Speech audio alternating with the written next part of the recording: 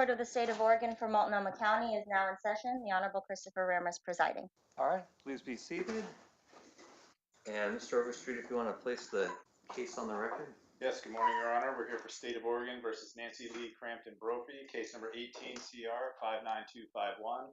Appearing on behalf of the State of Oregon, Sean Overstreet, Overstreet, bar number 1148559. Ms. Brophy is present in the courtroom today. Today's day 4 of the trial, and the state is ready to proceed. All right, Ms. Herman. Good morning, Your Honor. Nicole Herman, HERMANN, bar number 126353. Good morning, Your Honor. Madeline Loeb, also appearing on behalf of the state, spelled LOEB, bar number 173970. All right, Ms. Weinmiller.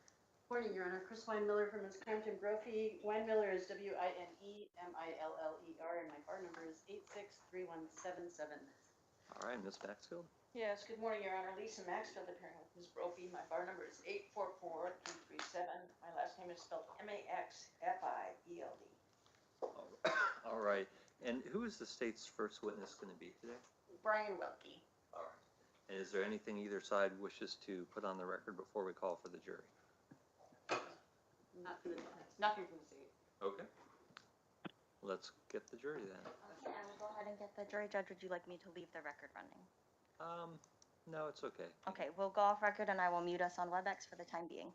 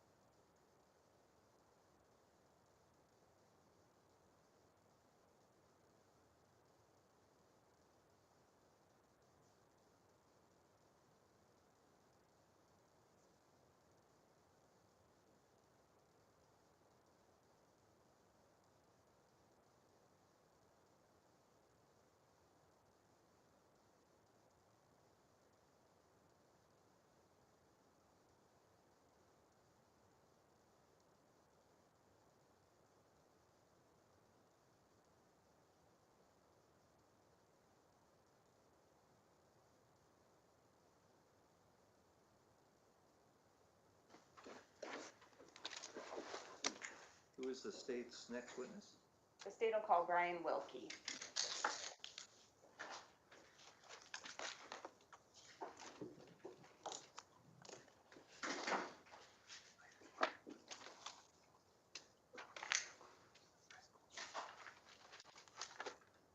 All right, Mr. Wilkie, we're gonna have you come up here to the witness box, and we'll have you step inside it, but remain standing for just a moment so we can give you an oath. Okay. You can raise your right hand, and Ms. Lou will give you the oath. Under the penalty of perjury, do you solemnly swear or affirm that the testimony you will give in this case is the truth, the whole truth, and nothing but the truth? Yes, ma'am. Okay, then you can be seated. You can take off your mask. And then when you're ready, I'll ask you to please state your name and spelling. Brian Wilkie, BrianWilke. All right, and there is a pitcher of water there if you wish, Mr. Wilkie, but Thank you. whenever the state is ready. Good morning, Mr. Wilkie. Did you previously work at the Oregon Culinary Institute? Yes, I did. And what was your role there? I was the executive chef. And what does that mean? Kind of in charge of the whole school. Okay. Were you also the president? Yes. And can you explain to us sort of how Oregon Culinary Institute came to be and the overlap with, we've heard both about the Western Culinary Institute and Le Cordon Bleu. Well, Western Culinary, it was Western Culinary before Le Cordon Bleu came about. That was just kind of a transitional trademark situation. I believe they started in the late 80s, and we started Oregon Culinary Institute. Our first class was in the spring of 2006. And so did you work at either Western Culinary or Le Cordon Bleu and then sort of leave there to start Oregon Culinary Institute? Correct. And how long in total have you worked between all of those places? 1995. And then you started, or were you part of the group that started Oregon Culinary Institute in 2006? Yes. And were you the executive chef from that point until it closed Yes. a year ago? All right. Can you talk a little bit about the structure of the Oregon Culinary Institute? And I mean like the class structure, how could you take classes, what different programs, weekends, weekdays, what did that look like? We had a diploma program, which was just the cooking. That's what we started with, just the cooking diploma program. And then we added a baking program later on. And then we added a bunch of business courses that allowed the students to get an associate's degree. And were those things like hospitality management Yes. and stuff? Yes. Okay. And did you have different lengths of programs or different opportunities, or were they all the same? I guess I don't understand the question. So was it only weekdays? Was there a weekend option? Did that change the length of time? Yes. We only offered the diploma program on the weekends. During the weekdays, the culinary students had their choice between a morning cohort or an evening cohort. The pastry students were there in the evening. We had the restaurant management program both mornings and evenings. Okay. On the weekends, there was only baking diploma and culinary diploma. All right. And how long roughly were specifically the weekend programs? The weekend programs, let's see, there's probably 48 weekends. In total for the culinary program? For culinary and baking. Okay. It was twice as long as the diploma program that happened during the week because they only had 2 days instead of 5. So their classes were slightly longer than they were during the weekdays, but the program itself was twice as long. Okay. And so specifically for the culinary program, how did it work with the instructor assignments? Was it always the same instructors that taught on the weekend? Did that rotate? That rotated. It depended on a lot of circumstances, availability, or some people liked to do the weekend, some people didn't so much. And so would it change? Oh, go ahead. Yeah, it would change. And did it change over time? Some instructors would shift back and forth, Yes. some preferred other? Yes. Okay. In the culinary program, it's my understanding, and maybe you can elaborate on this, that there were sort of terms or semesters, and so then it changed, your instructor changed, and the type of work you were doing changed? Correct. There was 3 terms in the culinary diploma program, and they would change instructors sometimes after 4 weeks, sometimes after 8 weeks. So there was 3 8-week terms at the school, And then there was a 240-hour externship that was completed out in the restaurant world. Okay. And is that something where the school would help students get a job, out in some actual business? Yes. And that was part of the requirement to get their diploma? That externship was definitely a part. It was considered a class. And then we did have placement assistance for when they graduated to help them find wherever and however they wanted to work. Okay. All right. And we're going to look here at this map in just a second. As part of those different semesters or terms that you talked about, did the use of different classrooms or use of different kitchens change with each term or semester? And what did that look like? Well, they would start in a specific classroom, and for that term, they would stay in that classroom. And then they all had the kitchen that was related to that term.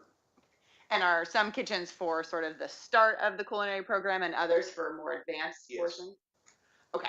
I want to talk a little bit about Exhibit 1. I'm going to come move it closer to you. Okay.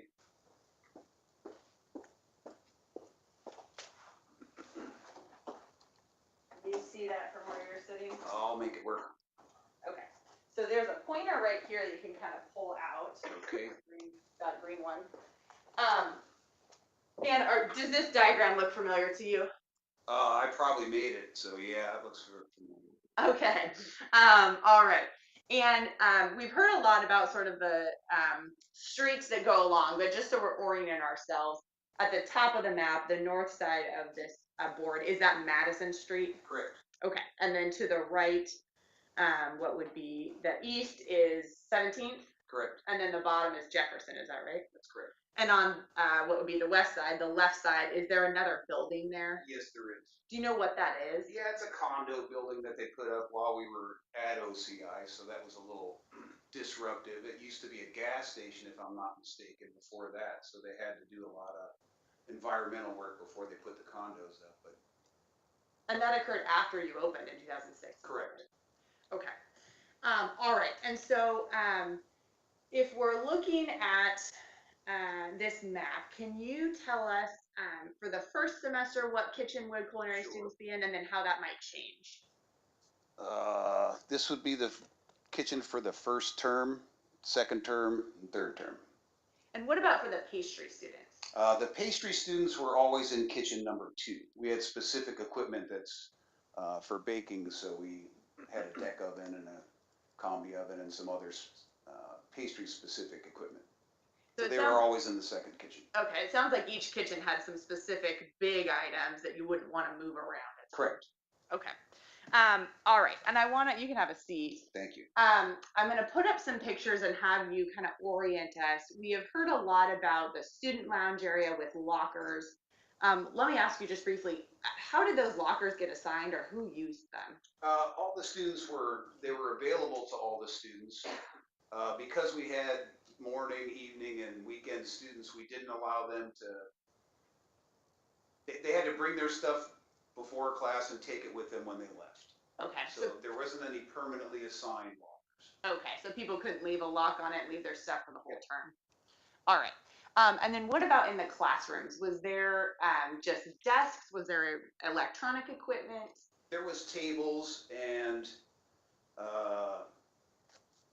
originally we didn't have computers in all the classrooms, but eventually we did it at all the student stations. Okay, in every classroom? Yes. All right. And those were like permanent, they stayed there? Yes. All right. Okay, I'm going to put up what has been marked as States Exhibit 50, and we're going to talk kind of on the Jefferson side of this building for a minute, and it'll be up there in just a second on your screen right in front of you. All right, do you recognize this area?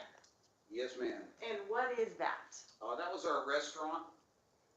And It was open to the public for lunch and dinner, weekdays only. We did open it on the weekends when the culinary students got to that point in the curriculum. Okay, and would that be farther in? Yes. All right, and can you point to us on the map with the pointer where this is? From where I'm looking is right here into the dining room. We had a small little bar situation there. We didn't serve hard alcohol or anything, but Just that's beer where and we wine? did the beverage station.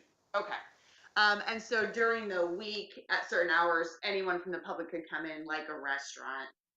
And was it the culinary students who performed or Everything, prepared? yeah. They did the front of the house operations as well as cooking all the food. And same with some of the pastry students as well. The pastry students in the evening. Their program was only in the evening, so they did prepare the desserts, the plated desserts at the dinner service. Okay. All right. And now let's look at States Exhibit 51.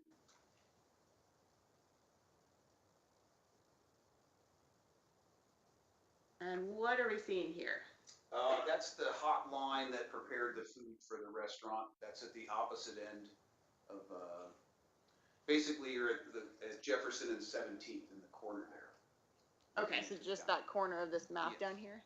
That's where the photo would have been taken, and here's the hot line, the exhibition kitchen, I guess they're calling it. Okay. And would it be fair to say that some of the terms on this map aren't quite what you call them every day? Yes. Okay. All right. And so in that front part of the school, that was that ever used for like weekend students or anything like that? None of their classes would have taken place there. Okay. Not used in the exhibition kitchen? Not until they got to the restaurant class, which was part of the curriculum. When they got to that point, yes, they would be working out of that front kitchen. All right. And in the back, those kitchens are connected. Kitchen 3 and the exhibition kitchen? Yeah. Right here, there's a little place you go in and out. So they would do most of the preparation in the actual kitchen and then bring the food out to the exhibition kitchen for service. Okay. And was kitchen 3 one of the primary kitchens used later in the culinary course? Yes. All right. Okay. And so, walking kind of through from the dining room, it looks like there's a hallway, or really the lounge reception area, a hallway that has some restrooms that then goes back to that back hallway where the classrooms are. Correct. And those restrooms there, they're labeled on this map as guest restrooms. What are those for? That would be for the restaurant patrons that came in for lunch and dinner. And are they used or supposed to be used by the students? They're not supposed to be. I take it sometimes they are. Okay. All right. And so then if we look at that then kind of secondary or back hallway that has the 17th door along the classrooms, what are classrooms B and C used for? Those would be classrooms that the students would use when they're not in the kitchen. So all the lectures would take place in there, any kind of written tests, attendance in the first thing out of the gate. Okay, and I'm going to show you what we've marked as States Exhibit 6, which is a video. Can he have his mic closer, because I can't hear everything he's saying. How's that? Sounds good. Okay. Well, I should check. Can you hear me? Yeah. Okay, all right. Yeah. Thank you. Okay, so before we hit play, do you recognize what this is? Yeah, that would be the what's called Classroom B. We used to call it, as you can see on the door, the Dungeon of Knowledge. All right, and go ahead and hit play.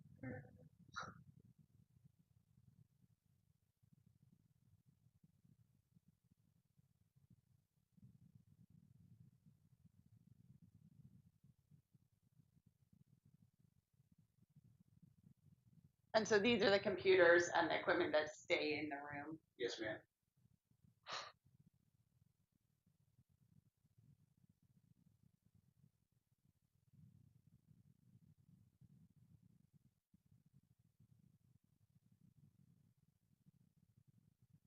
All right, and is this setup similar to the setup in classrooms, what are labeled as A and C? Similar, I guess. They all had tables similar to that and computers. Just different configurations? Yes. And used for different purposes, the classrooms? No, they were all for lecture classrooms. The majority of the restaurant management classes took place in what you guys are calling Classroom A. Okay, that's a little bit of a bigger classroom. Yes, just slightly bigger. Okay. All right, and so then if we're looking at our map here, from Classroom B, right between Classroom B and C, it looks like there's a doorway back to what's labeled as the storeroom. Correct. And what's back in that area? All the dry goods. There's a big walk-in refrigerator back there. Some specialty pastry equipment that we didn't necessarily use every day. some heat lamps for sugar work, and it was this storage area, but mostly it had all the mother load of food back there. Okay, and that's where, like if the chef instructor was preparing in the morning to get stuff out, would they get food items from either the walk-in cooler or the storeroom? Yes. All right. And so I want to kind of walk through that area with photos. If we can look at States Exhibit 47. And so what is this a photo of? And then if you can kind of point to us on the map where the angle this picture is being taken. Okay. That's basically, the photo was taken right there, and it's pointing towards the garage door here, the roll-up door that we received product. Okay. And do you know how you open that roll-up door? Yes, there's an electronic situation. You Okay. push the button. And do you have to be inside the building to do that? Yes, ma'am. Can you open it from the outside? No, you cannot. Okay. And so it looks like there's just shelving lined on both sides. Correct. Right. Okay. Correct. And or is that some of the dry goods and equipment? Yeah, you can see on the right-hand side there, there's some canned goods and some to-go boxes and containers and storage situations for the students to hold the food in while they're in the kitchen. Left-hand side, flour, sugar, chocolate, fondant. And it looks like it's all just kind of out on the racks, easily accessible. Yes. All right. And then let's look at States Exhibit 48. And what about this picture? Where is this? And then can you kind of explain the angle of what we're seeing? This is basically happening at the, where are we at here? The garage door, right here, pointing towards the walk-in. That's the walk-in cooler straight ahead, the silver.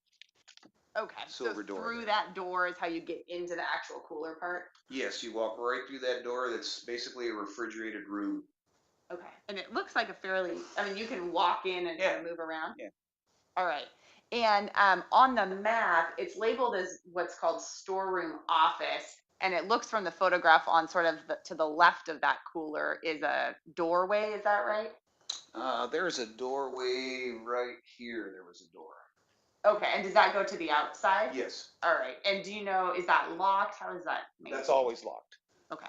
It does have the push bar for fire safety reasons from the inside. And there's key access from the outside, but not everybody had that key. Okay. And is that a very common way for people to come in or out of your Not at building? all. Okay. Very rarely used. All right. Okay, and then let's look at States Exhibit 49.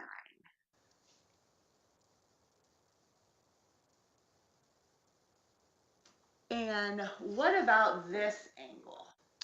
That would be taken from right about here, looking down the hallway into the kitchen number 3. All right, and that looks like it's a fairly narrow hallway? Yeah, that was pretty tight. We had all the storage bins on the right-hand side of this photo held flour, sugar, whatever, and then there was another set of racks that held all of our spices and dried pasta, things of that nature. Okay, so for some of those food items, spices, flour, things that might need to be replenished, it looks like people wouldn't have to walk all the way into the storeroom. They could just come into that hallway. No, you can see there's a door at the end of the carpet here. That's the storeroom door there that was also supposed to be. Students were supposed to have an instructor with them when they went back there. I see. Okay. And so was it maybe not the rule, but also the understanding that students weren't supposed to go in the storeroom? Correct. All right. And so if something ran out in the kitchen during class, would it be the instructor who would go get whatever it is they needed? Yes. Not a student. Correct. Okay. All right. And so through then it looks like this narrow hallway is where you get to both the classroom doors to B and C and then straight ahead to kitchen 3. Yeah, they're right at the end of the carpet there, past that door. To the right was the classroom B, I think you're calling it. And to the left would be classroom C. Okay. And then also to the left then would be the exit onto 17. Correct. There was a small ramp that went down there. Oh, I see. Ramp to the inside the building? Yes. Ramp down to the door. Yes. Okay. And for instructors that came into the building, what was the regular way people came in? It's hard to say. It depends on what time they got there, what shift they were doing. By the time we opened up in the morning, the back doorway that goes out to the parking lot on the Madison Street side. That was open, so if the instructors had a class at 9, our first class started at 7:30 every morning, and most instructors were there before that. So that was the majority of the traffic in that entire building came on that Madison Street side. Okay, and that'd be into that student lounge area. All right. And were you ever one of the people who opened the building? Yes. And what did that look like when you did that? There was the security panel was right here to turn off the alarm. There was also one down on the 17th Street side door. And so would you have to turn that, like, how would that look? Unlock the door? Unlock the door, you get 60 seconds to punch in the code. Okay. And so whoever opened the building first would have to do that? Correct.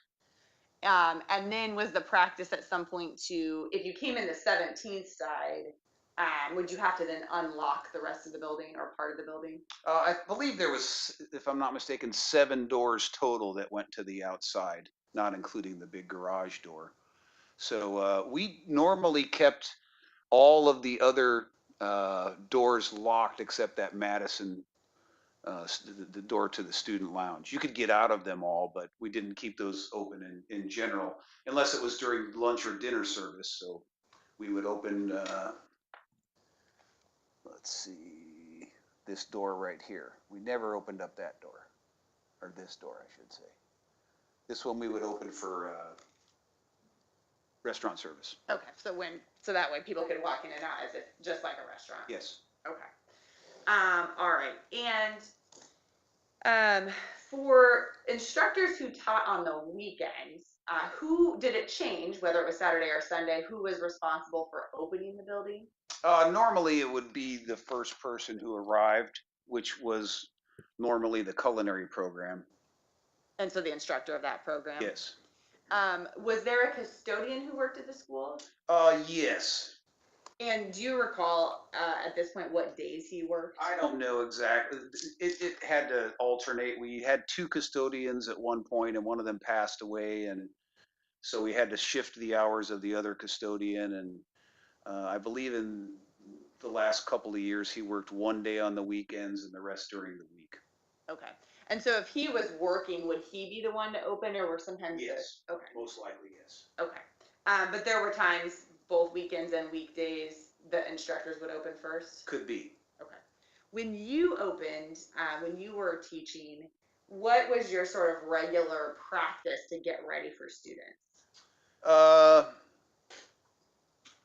Well, we would always set up the beverage station. We had a big container of water for the students and make 2 or 3 pots of coffee to get everybody going. But and then just prepare for whatever class you were getting ready for. As you said, you have to go back to the walk-in and collect whatever materials you were going to need for the instruction that day.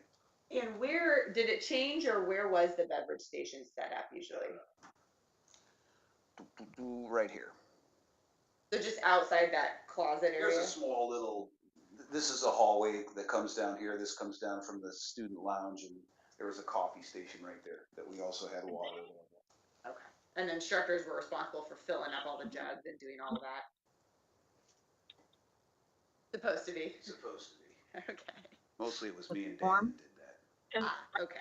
So perhaps, depending on who was there, it may change the setup routine. Yeah, I guess so.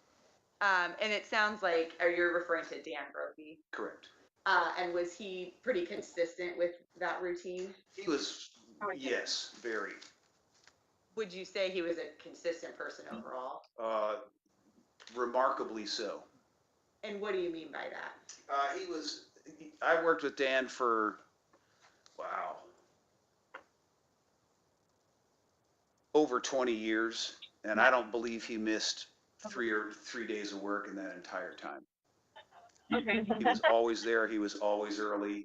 He was the most reliable instructor I ever dealt with. And what about his routine? Was it, I mean, did you observe it?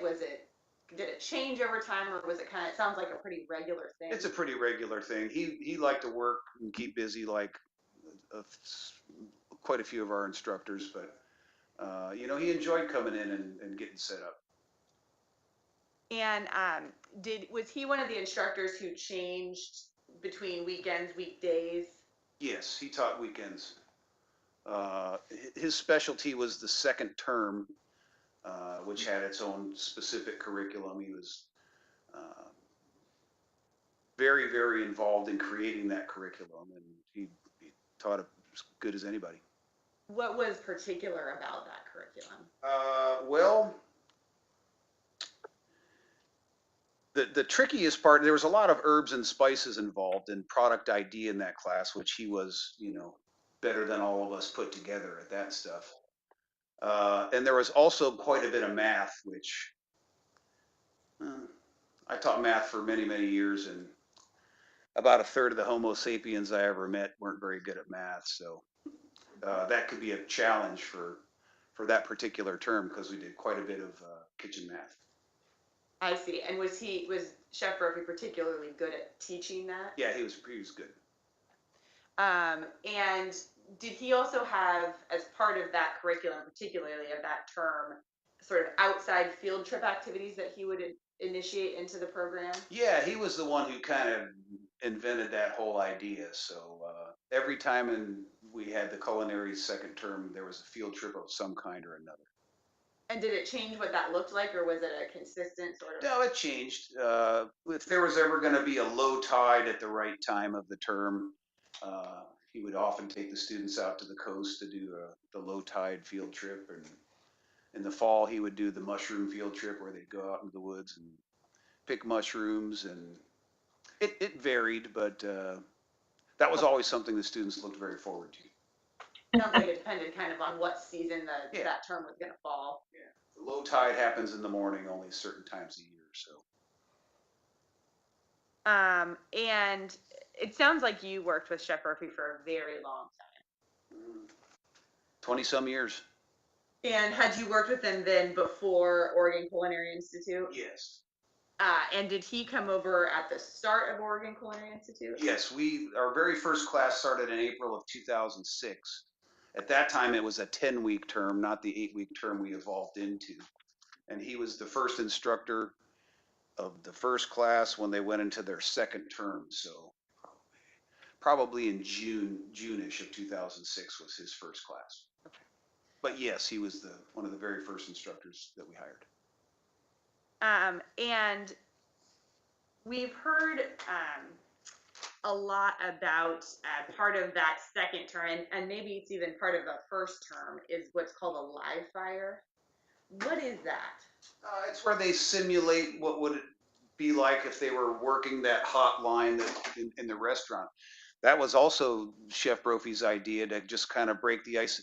People were very nervous about going out on that exhibition kitchen to cook for the public, so we kind of did a practice run with that in the second term. So the students were responsible for creating a menu, costing the entire menu, doing all the prep work for that, and then they would pretend like it's a restaurant, and the instructor would sit and pass them tickets, and they would have to fill that order. So.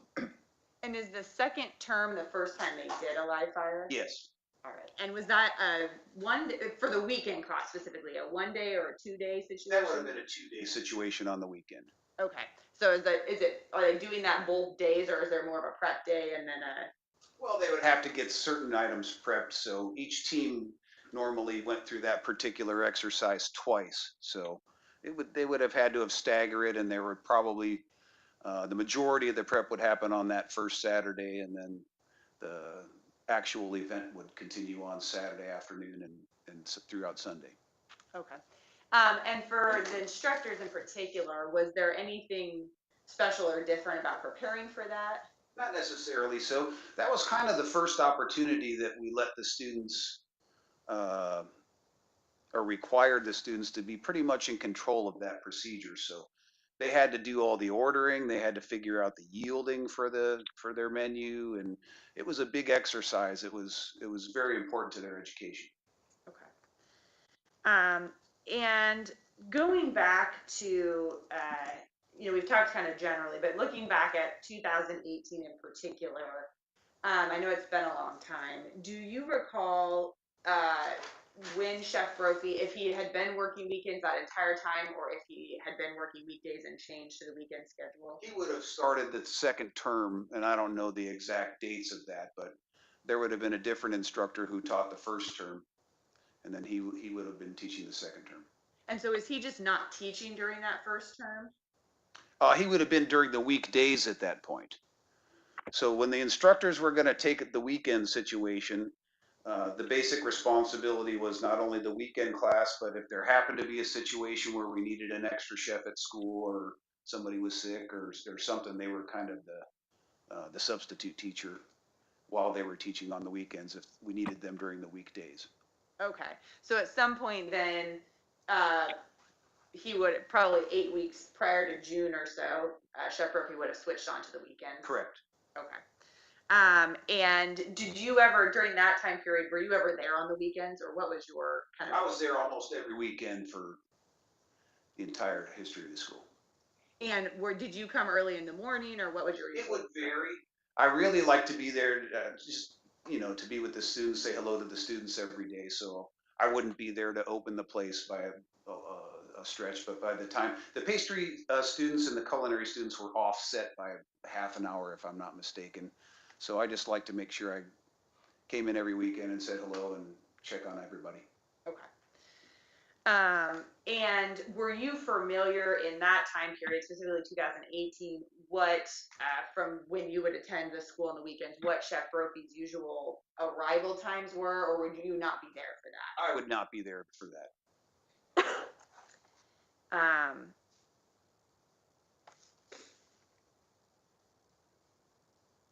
All right, and you talked a little bit about Chef Brophy and kind of his role in starting some of these different programs at the school, or the way the structure was. Generally speaking, as an instructor, in the times that you were there and were able to watch him, how was he as an instructor? He was an incredible instructor, incredible knowledge. He was my instructor. When was that? Oh, probably like 1990, 93 or 94, something like that. So he taught, is that how you first got to know him? Yeah. And then did you go to work for the school? I did. Right after that? I did. So you've known him since he was your instructor all the way through? Yeah. Probably summer of 94. Maybe 93, I don't know. And in all that time, since you were his student and then worked with him, has Chef Brophy's style as a teacher remained the same? Has it changed? It's pretty consistent. He was a pretty unique individual.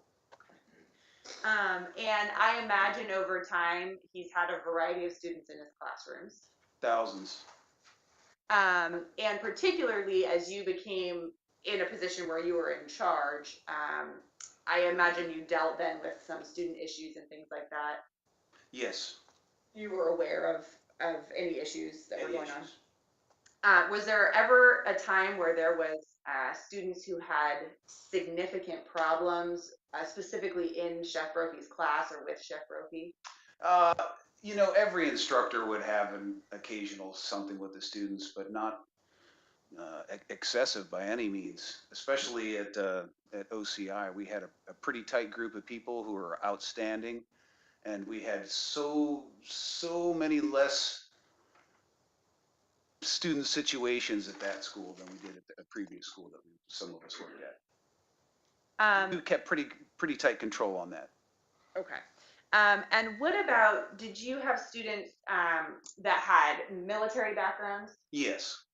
Did you ever have any significant problems with any students? And I'm talking problems where you were concerned about violence or, serious issues. No, I would say not. I mean, certain students would want to talk about their experience. Not very often, though, to tell you the truth. They were there to do something different. All right. And we've heard a lot about sort of where the school is located, and I won't pull the other map up right now, but in relation to, businesses on Jefferson, Lincoln High School is right behind there. And would it be fair to say there was a lot of traffic kind of around the school in terms of people, not actual cars? Yes, especially during the day when the Lincoln High was in session, those students would always be around, especially during the lunchtime for them. And what about other populations, transient populations, camps, things like that over the years? Sometimes there was a specific area close to the Lincoln High School bleachers where a couple of different groups over a few summers would hang out there in the good weather. Sure. Did you ever have any problems, like did the school have problems or any individual employees with the school? No. And specifically, we've heard and seen some testimony about there being an administration building that is separate from the culinary building. Is that Correct. right? Did you ever have any issues with people having to walk back and forth between those buildings? What do you mean issues? I mean, Like with people walking through, transients in the area? no, not really. They were always fairly respectful of our situation. And then we've seen photos of the storeroom and talked a lot about kind of what's stored in there, computers in the classrooms, and we've seen photos of the kitchens. Did you ever have problems with thefts or break-ins at the school? No, we never did. Ever that you could recall? We had one student who got in someone else's locker, and over the period of time we were open, that was pretty astounding. I would go into this classes on the first day of school and tell them that's no bueno. Okay. It sounds like you didn't have any issues after that. No issues after that. Okay. Except the one girl who got in somebody's wallet, so she got removed from school the following day. And it sounds like you were able to figure out what had happened and take care of that. I figured it out. I want to move now to talk specifically about June 2nd of 2018. Okay.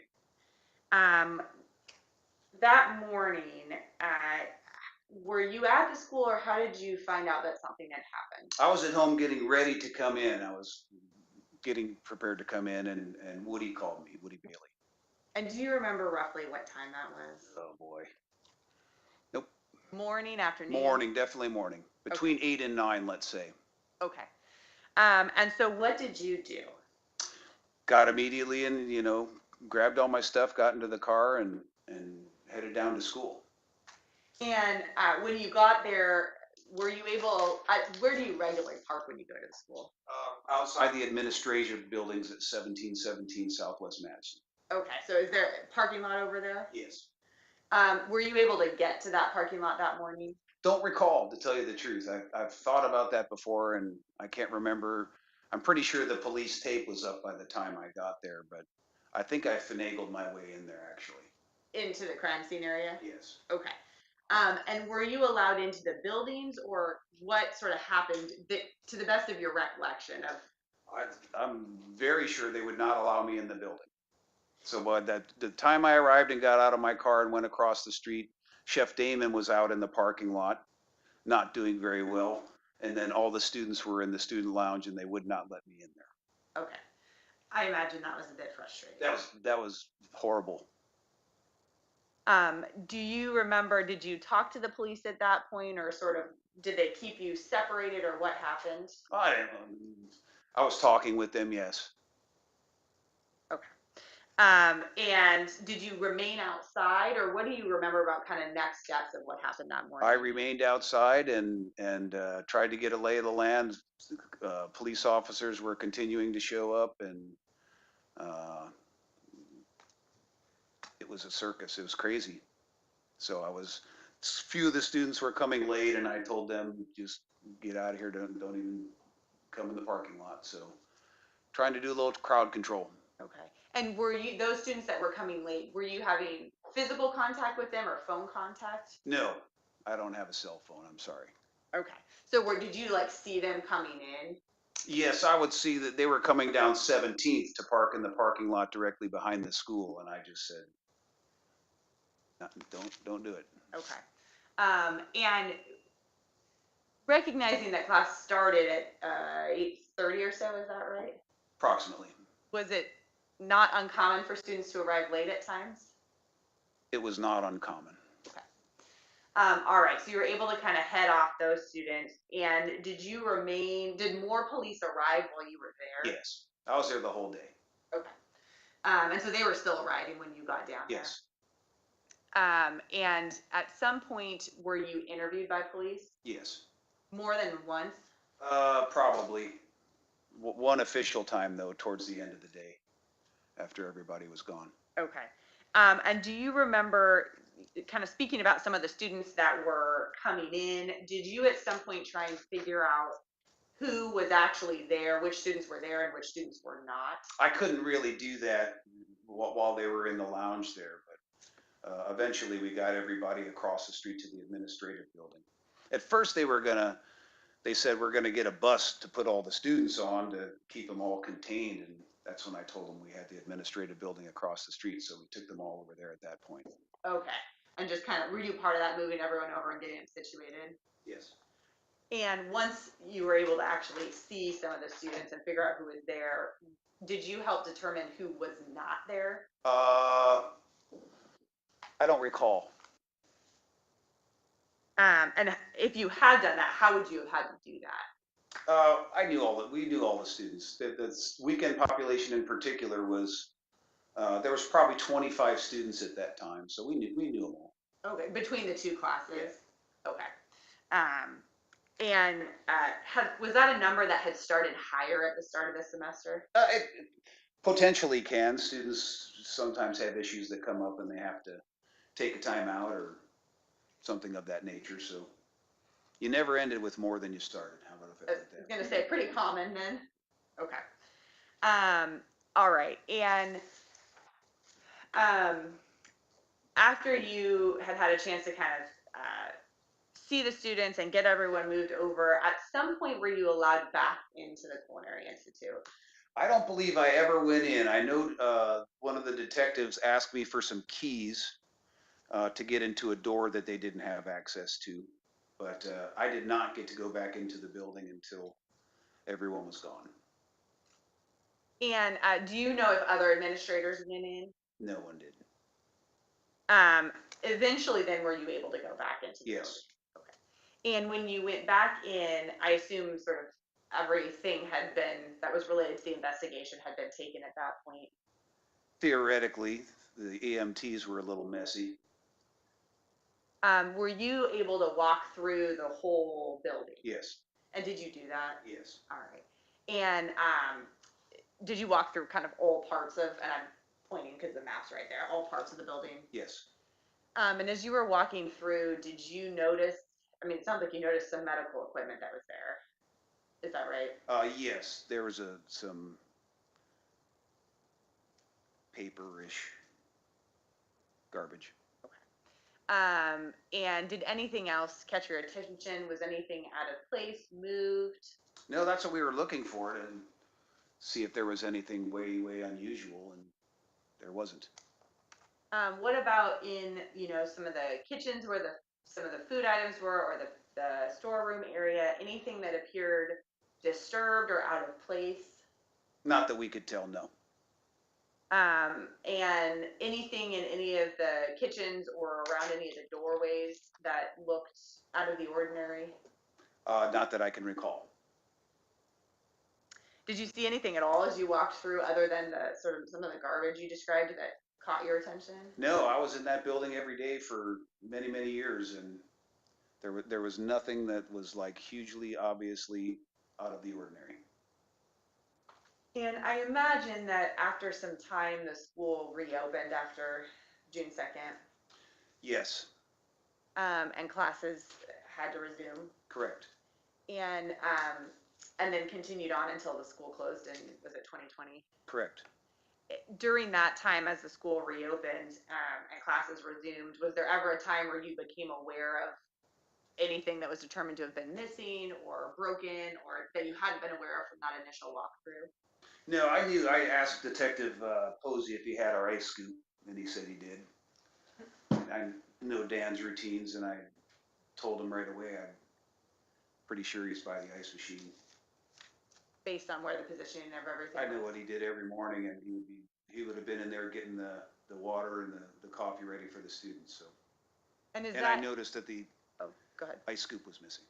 Okay, so you did notice that. Yes.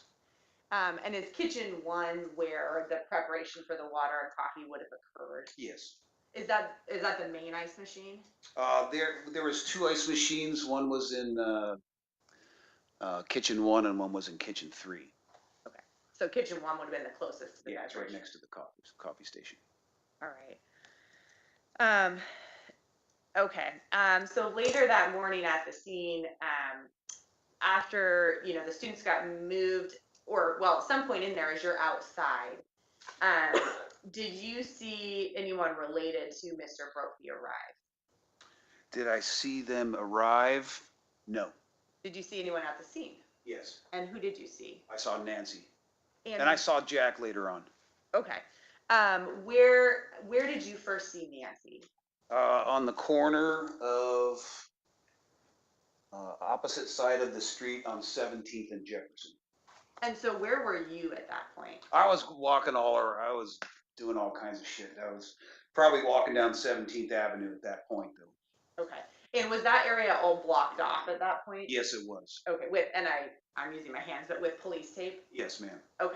And so where did you see how Ms. Brophy arrived? I did not see how she arrived. I just noticed that she was there. Just standing there? Yes. Okay. And so what did you do? I went over to talk to her. She was standing behind the police tape, and so I went to get her out of the general public craziness that was going on down there at that time. And was she by herself or with anyone Yes. else? By herself. Do you remember if you said anything to her or what you did? Well, I walked up and I lifted the tape for her, and she said, "This doesn't sound good, Brian." And I said, "It's not good, Nancy." And at that point, did you know what had happened? Yes.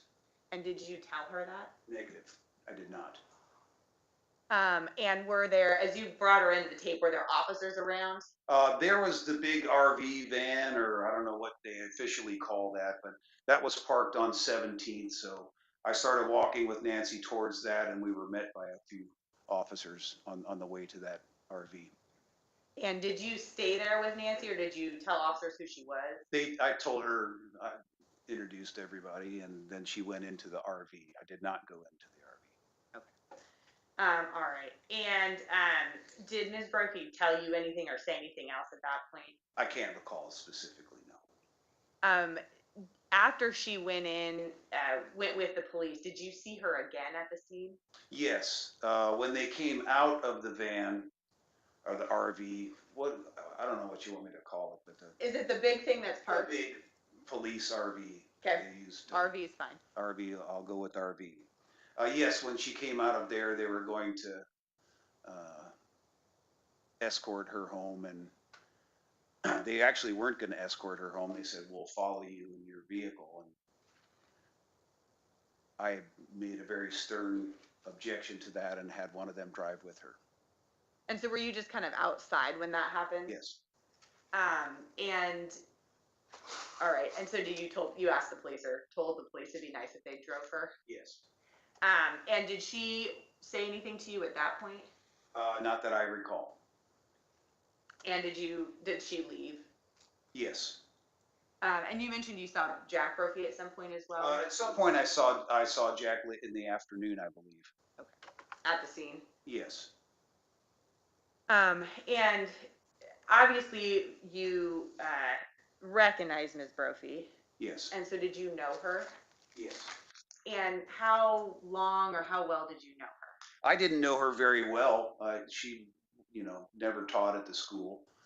I've known her since the 90s, though. And you've mentioned you've known both her and Daniel Brophy since that time. How well did you know them either together or individually? Outside of school, not very well at all. There's less than 10 times I was ever involved with them outside of the official working school situation. Okay. So not a lot of socializing outside Correct. of work. What about specifically related to Nancy Brophy? Had you seen her before either at the school or I guess if it's only been a few times outside of school, in what sort of capacity? The outside of the school part or at school? Let's start with outside of school. Outside of school, very few occasions. They had an open house at their house after it was remodeled after a fire. I saw her there. I saw her at another instructor had a Sunday afternoon party because they had moved into a new house. I'm not sure if it was their wedding reception, but they had a party and it was like 98 or 99 where they invited quite a bit of the staff from Western Culinary at that time. So I attended that event. And did you see her ever at Oregon Culinary? Yes, she would come down to school occasionally. And was she like involved in the program, or would she just come by? No, she'd stop by. She could be picking up something or dropping something off for Chef Brophy, or she came for lunch once in a while. And was that a fairly common thing for people's family members, or? Yeah, sure. Okay. Sure. And you know, in all the years that you knew Dan, did you and Dan have a personal relationship outside of an employee relationship? That's an unusually hard question to ask. I mean, we spent a lot of time with each other. It was at school, but you know, eventually you talk about something besides how to cook an egg. Sure. And did you talk much about your personal lives, or did Dan talk much about his? No. Did he ever talk to you about finances or anything like that? Never. Anything ever about firearms? Never. I was actually surprised. He didn't seem like the gun guy to me. Okay. Never mentioned it. Never mentioned that, never talked about it. Did you and Dan ever have conversations about, particularly in 2016, 17, even into 18, about school shootings? About school shootings? Yeah, being out of school, teaching out of school, anything like that? Not that I recall, no. What about retirement? I never thought that guy would retire. Didn't He loved to work. He just loved to work. So does Jack. his father? Yes. And did Dan ever talk to you about a plan to retire, or No, not at all. ever talk to you about scaling back on his responsibilities? He would prefer to scale up, not down.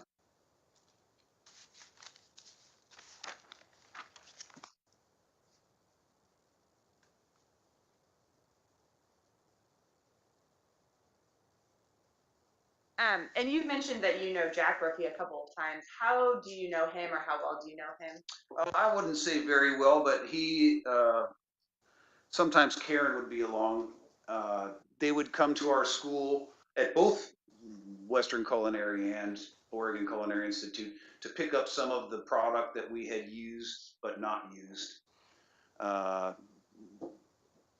Jack works at a kitchen downtown, and they feed the homeless once or twice a week, and so they would come and pick up all of the stuff that we had no longer needed. Okay, and was that a pretty regular practice of the school, that if there was leftovers that they would be donated somewhere? Yes.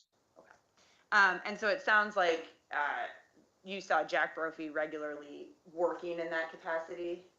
What do you mean? Well, was he involved in like picking up the items Yes. and delivering? Yes, he had a van that he'd pull up every week, and mostly in the dark, super early. He was an early riser, and give him whatever we had to give that week. And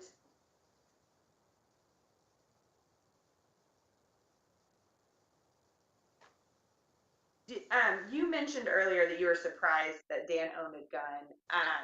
Was that something you learned from Mr. Brophy himself? Negative. He never mentioned it. I never heard that word come out of his mouth, if I'm not mistaken. Okay. Is that something you learned later? That's something I learned that day. And how did you June learn? 2nd. How did you learn it on June 2nd? I believe Nancy was telling the police officers that, yes, they had a gun, which was absolutely new information to me. And was that when you first saw her, or after she'd been talking to the police? That would have been after she came out of the van and they were going to go to her house. Okay, you heard her talking about the firearm? I'm pretty sure that she was having a conversation with the police officers about that. Okay, and that's about the time you went up and were talking about making sure someone drove her? Yes.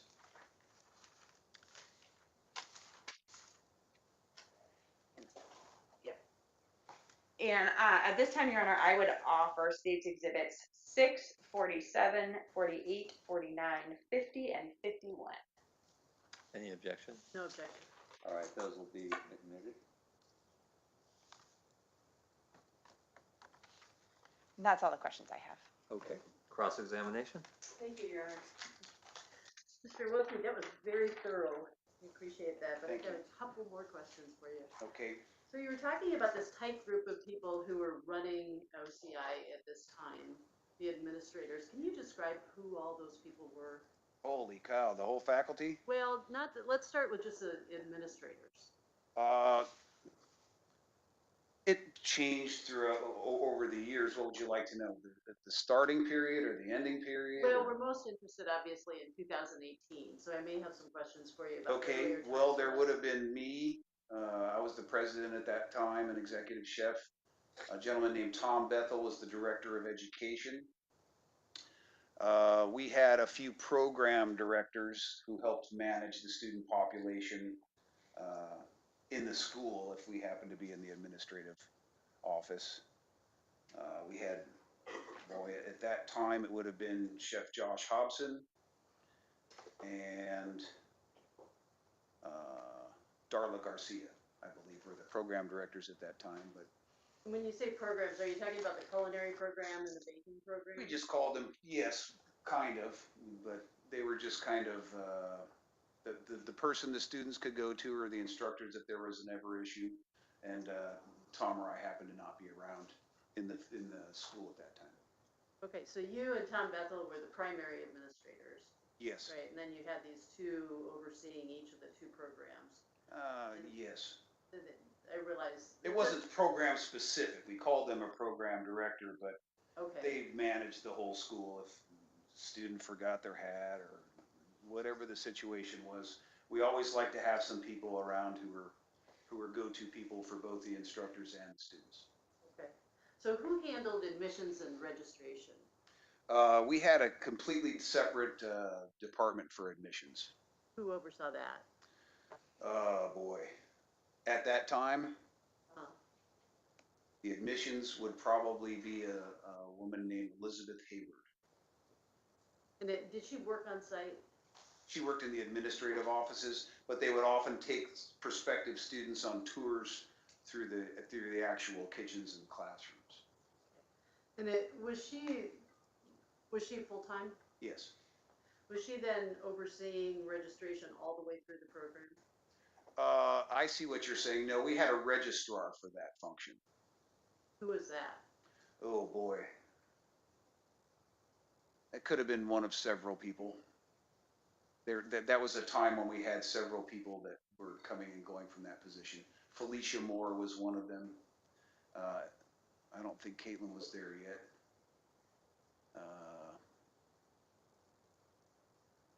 We had several over the years.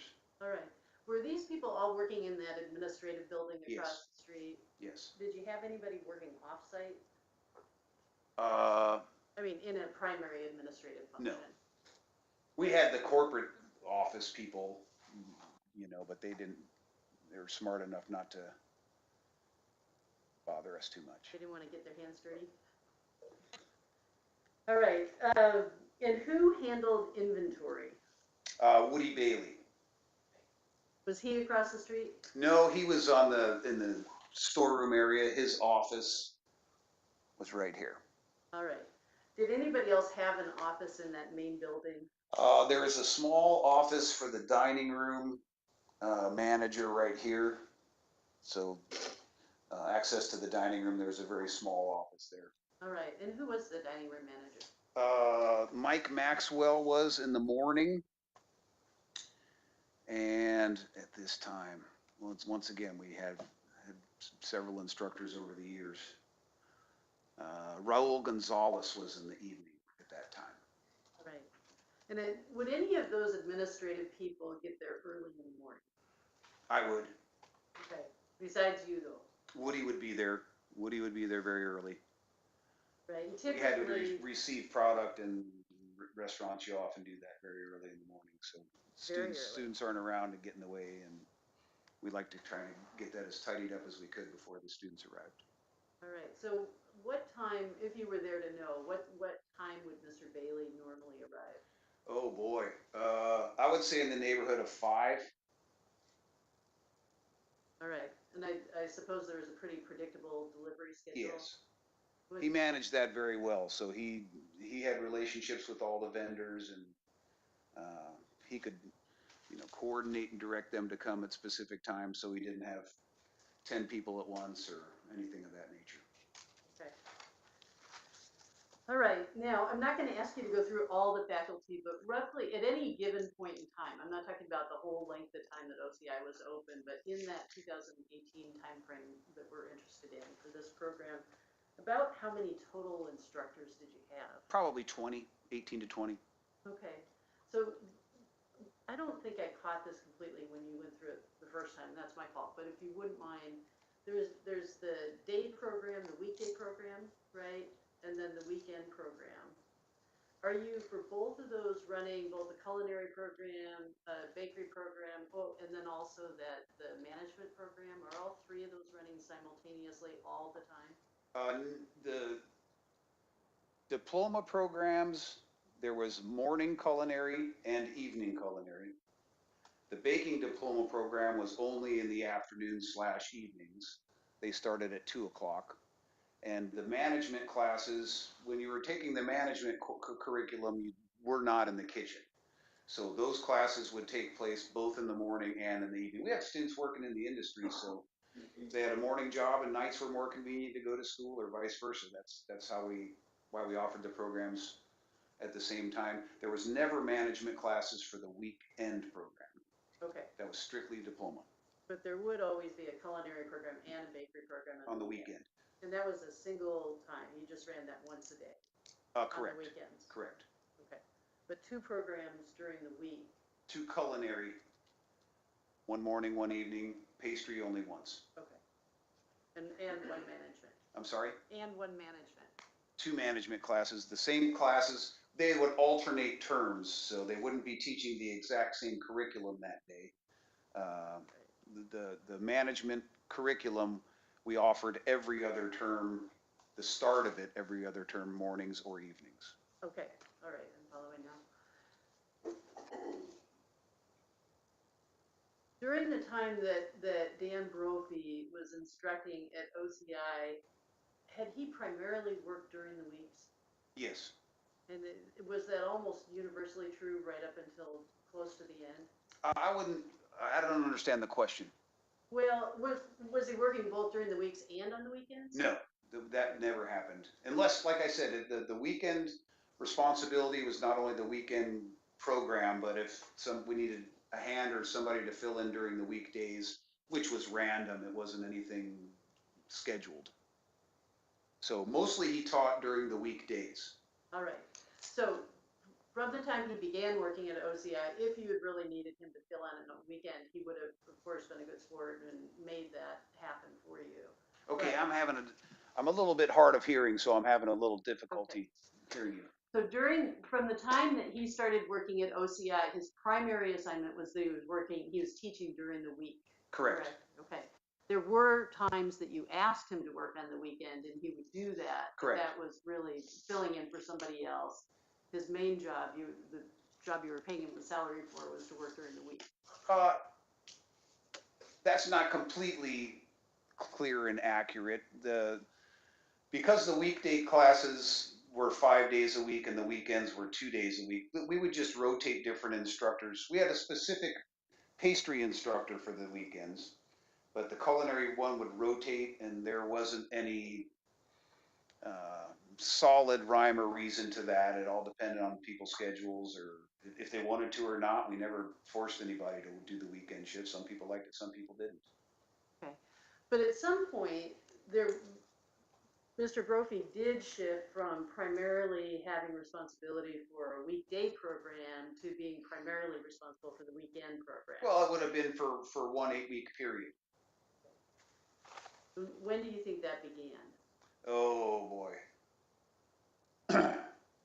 I don't know at that specific time. He was in the second term, so it would have been within 8 weeks.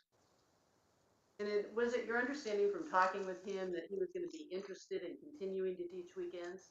He liked to do the weekends because he had quite a few outside interests in terms of gardening and things of that nature. And the second term often happened during the spring when, hey, what do you know, it's gardening season. Okay, so it wasn't an absolute shift, but there No. had been a shift from him teaching during the weeks primarily to him being primarily interested in teaching on the weekends. I don't understand the question. You're saying that it wasn't absolute, and I understand it wasn't absolute, but I think what you're describing is he had primarily taught during the weeks. Yes. And then there was a shift, and he was primarily interested in teaching on the weekends, and you were trying to accommodate that.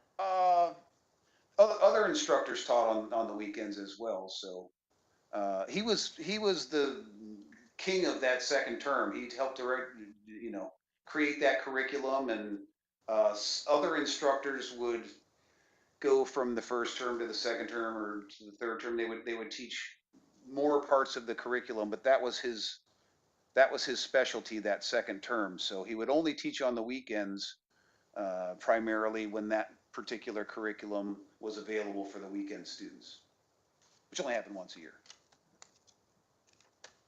I know it's confusing. All right. And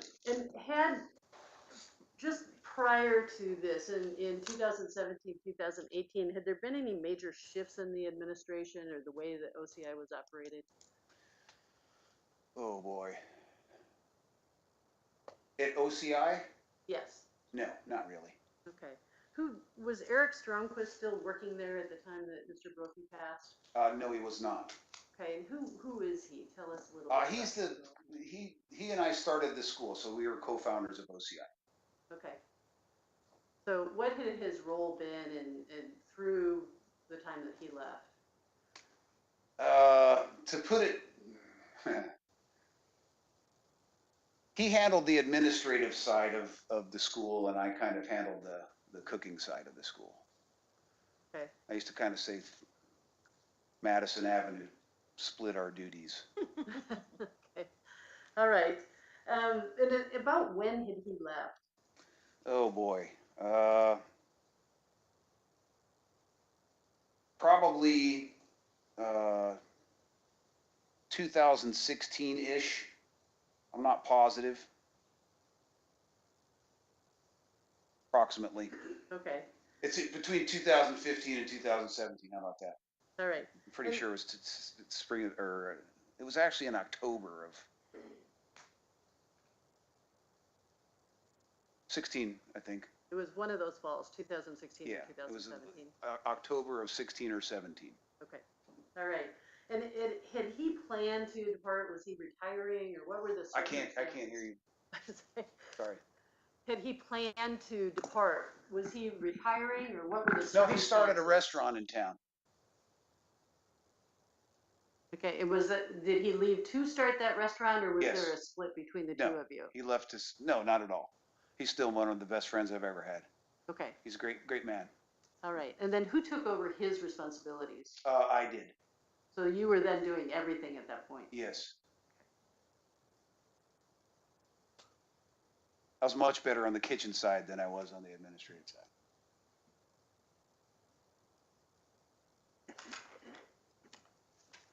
What, to the extent that you can now remember, and I do know this is a good 4 years ago. Well, actually, let me ask another question first.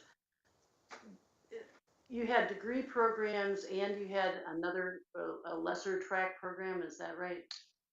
The diploma program for the baking and pastry and culinary was only the cooking part. All of the students who took the degree program, the associate's degree program, took all of the same courses. All of the diploma coursework was included in the restaurant management program, but none of the other parts of the restaurant management program were a part of the diploma program. Okay. So one fit inside the other one. Okay. One of them was 24 weeks at our school, and the other one was twice that long. And you said that the weekend classes were twice as long. Did that mean that if you took classes on the weekends, that it was twice that long, or? Yes, it was 48 weeks, I'm pretty certain, on the weekends for them to complete the diploma program as opposed to 24 for the weekday students. Now, that doesn't include the externship. That's just their Right. time at the school. Right, okay. Okay, now, in any given class, would you have a mix of people who are in the diploma program and people who weren't seeking a diploma, or were those classes split up as Nope, well? there would have been that intermingling between those two groups. Okay. So for the weekend culinary class, as it existed in June of 2018, do you know about how large that class was at the beginning? Probably 12-ish, give or take a couple. Okay, and was that typical? Yeah. You'd said, I think that you thought there were about 25 students enrolled at that point. That would have been both the pastry and the culinary. Okay, so the pastry tended to be a little bit larger than the culinary? Normally on the weekends, yes. And I'm asking you now primarily about the culinary program. What proportion of the students do you think were there on the GI Bill? What was the mix? I would say approximately 8 to 12%. Okay, so maybe 2 out of a class? On that weekend, Yes. or just in general? Yeah, well, I'm talking about the students who are actually enrolled that spring and summer. I wouldn't recall. Normally, the military students did not take classes on the weekend. I think it's something to do with the GI Bill. They had to kind of be full-time students. Okay, So they were mostly there during the weekdays. okay, so even if they completed the whole program, they had to be taking classes basically 40 hours a week to qualify? That I'm was not, what you're saying? boy, like I said, the administrative part of my job was, I don't know the answer to that. We had a whole separate, the registrar dealt with the VA and we had to have inspections by the VA, and they had, a rule book and everything else, and I don't know the specifics. It's the government, okay.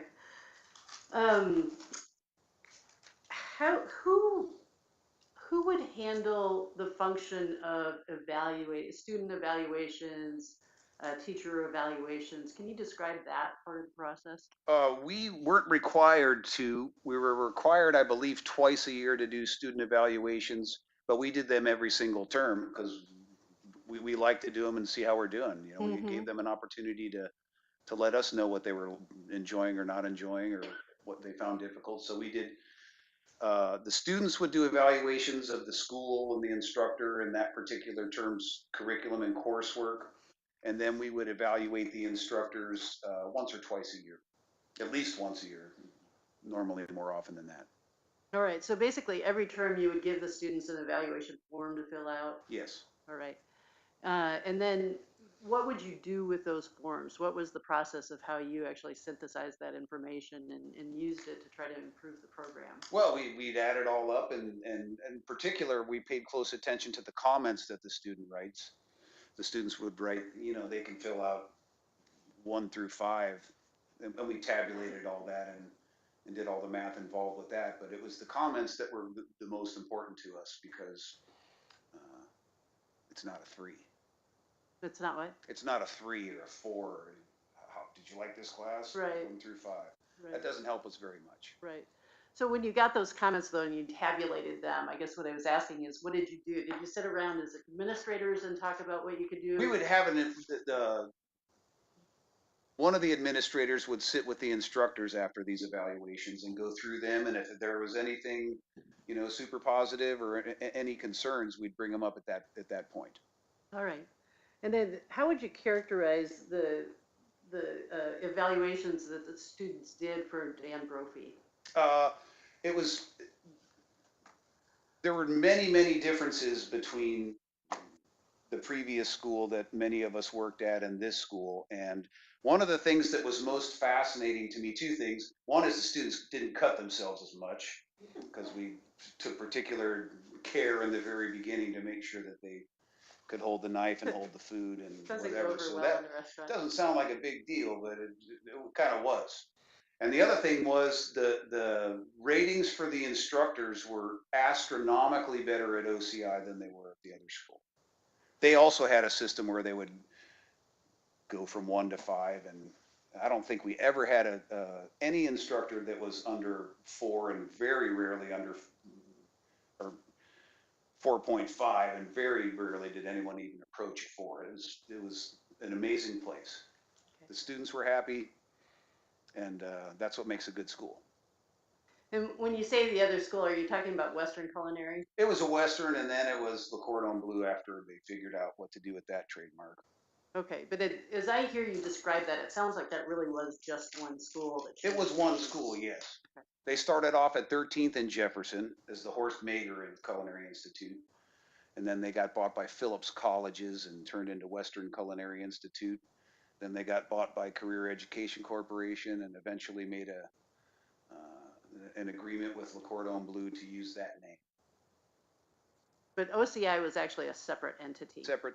Okay. And that's the one that you and Mr. Stromquist began? Correct. Okay. All right. And would you maintain those evaluations and keep them so that you could refer back to them? Yes, we kept the hard copies, as well as somebody besides me would put them in a computer somehow.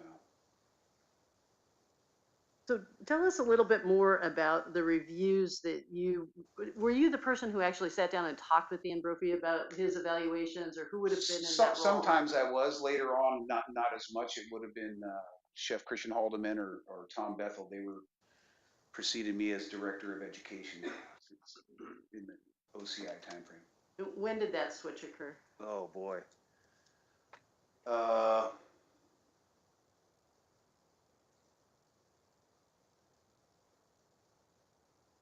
I would say probably about 2010, guessing. Mr. Haldeman took over the Director of Education responsibilities as our population swelled to the point where we needed a little bit more administrative help. And then Tom Bethel took over that position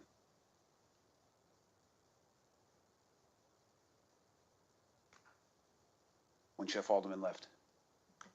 When about do you think that was? Oh boy. I would say 15 maybe. Okay, that's good enough. Close, somewhere in that neighborhood. All right. You remember talking with the police about those evaluations and telling them that Mr. Brophy had a sense of humor that was as dry as the Gobi Desert? I could have said that. It sounds like you. I could have said that. Can you elaborate on that a little bit? I think Well, I know Dan, exactly what you meant. You know, he was one of the funniest people I ever met, but he would always deliver his material pretty straight-faced. So for people who didn't quite get the joke, there was a little bit of confusion, or, you know, some people were laughing, some people weren't, some people were. He's a very, very funny man, but his delivery was very, very unique. Were there students who didn't get that? Of course. I mean, that would resonate well with some and maybe less well with others. Like every instructor. Sure. Did you get some feedback from students about that, having kind of struggling with that personality style? Not necessarily struggling. The biggest struggle with that situation was the math, more so than anything else. Okay. Was that he was good at math and He was very good at math, but students, you know, in general, people have different learning styles. So sometimes Dan would have a student that wasn't understanding the math he taught it, and I would arrange to have that particular student learn from a different instructor who had a different style. And that was true of every instructor. Every instructor, you know, would come to a situation where the student may not be understanding the information as well as we wanted them to.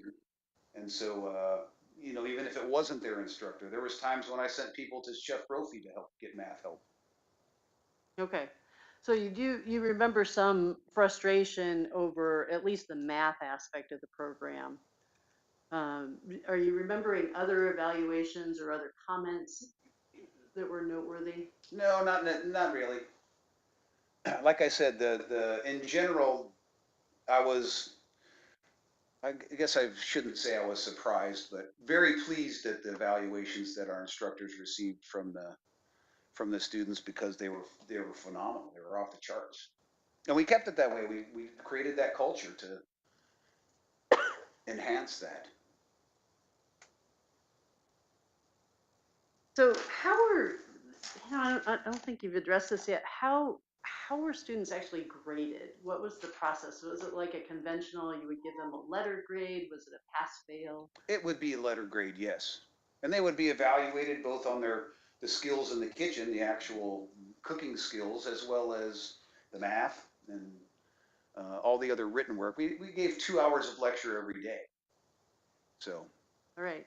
So this live fire event, I think you said that happens twice during the whole program, right? Well, it happens, the live fire itself happens in the second term. And then they have the actual restaurant class where they're cooking lunch or dinner for the public. So the whole purpose of the live fire was to kind of set them at ease about restaurants are hard, hot and fast places to work. And, you know, our students would sit and cut potatoes for a while and eventually try and increase their skills and their competence and their confidence and get them to the point where when things are really moving fast that they're not overwhelmed. So that live fire exercise we use specifically, that happened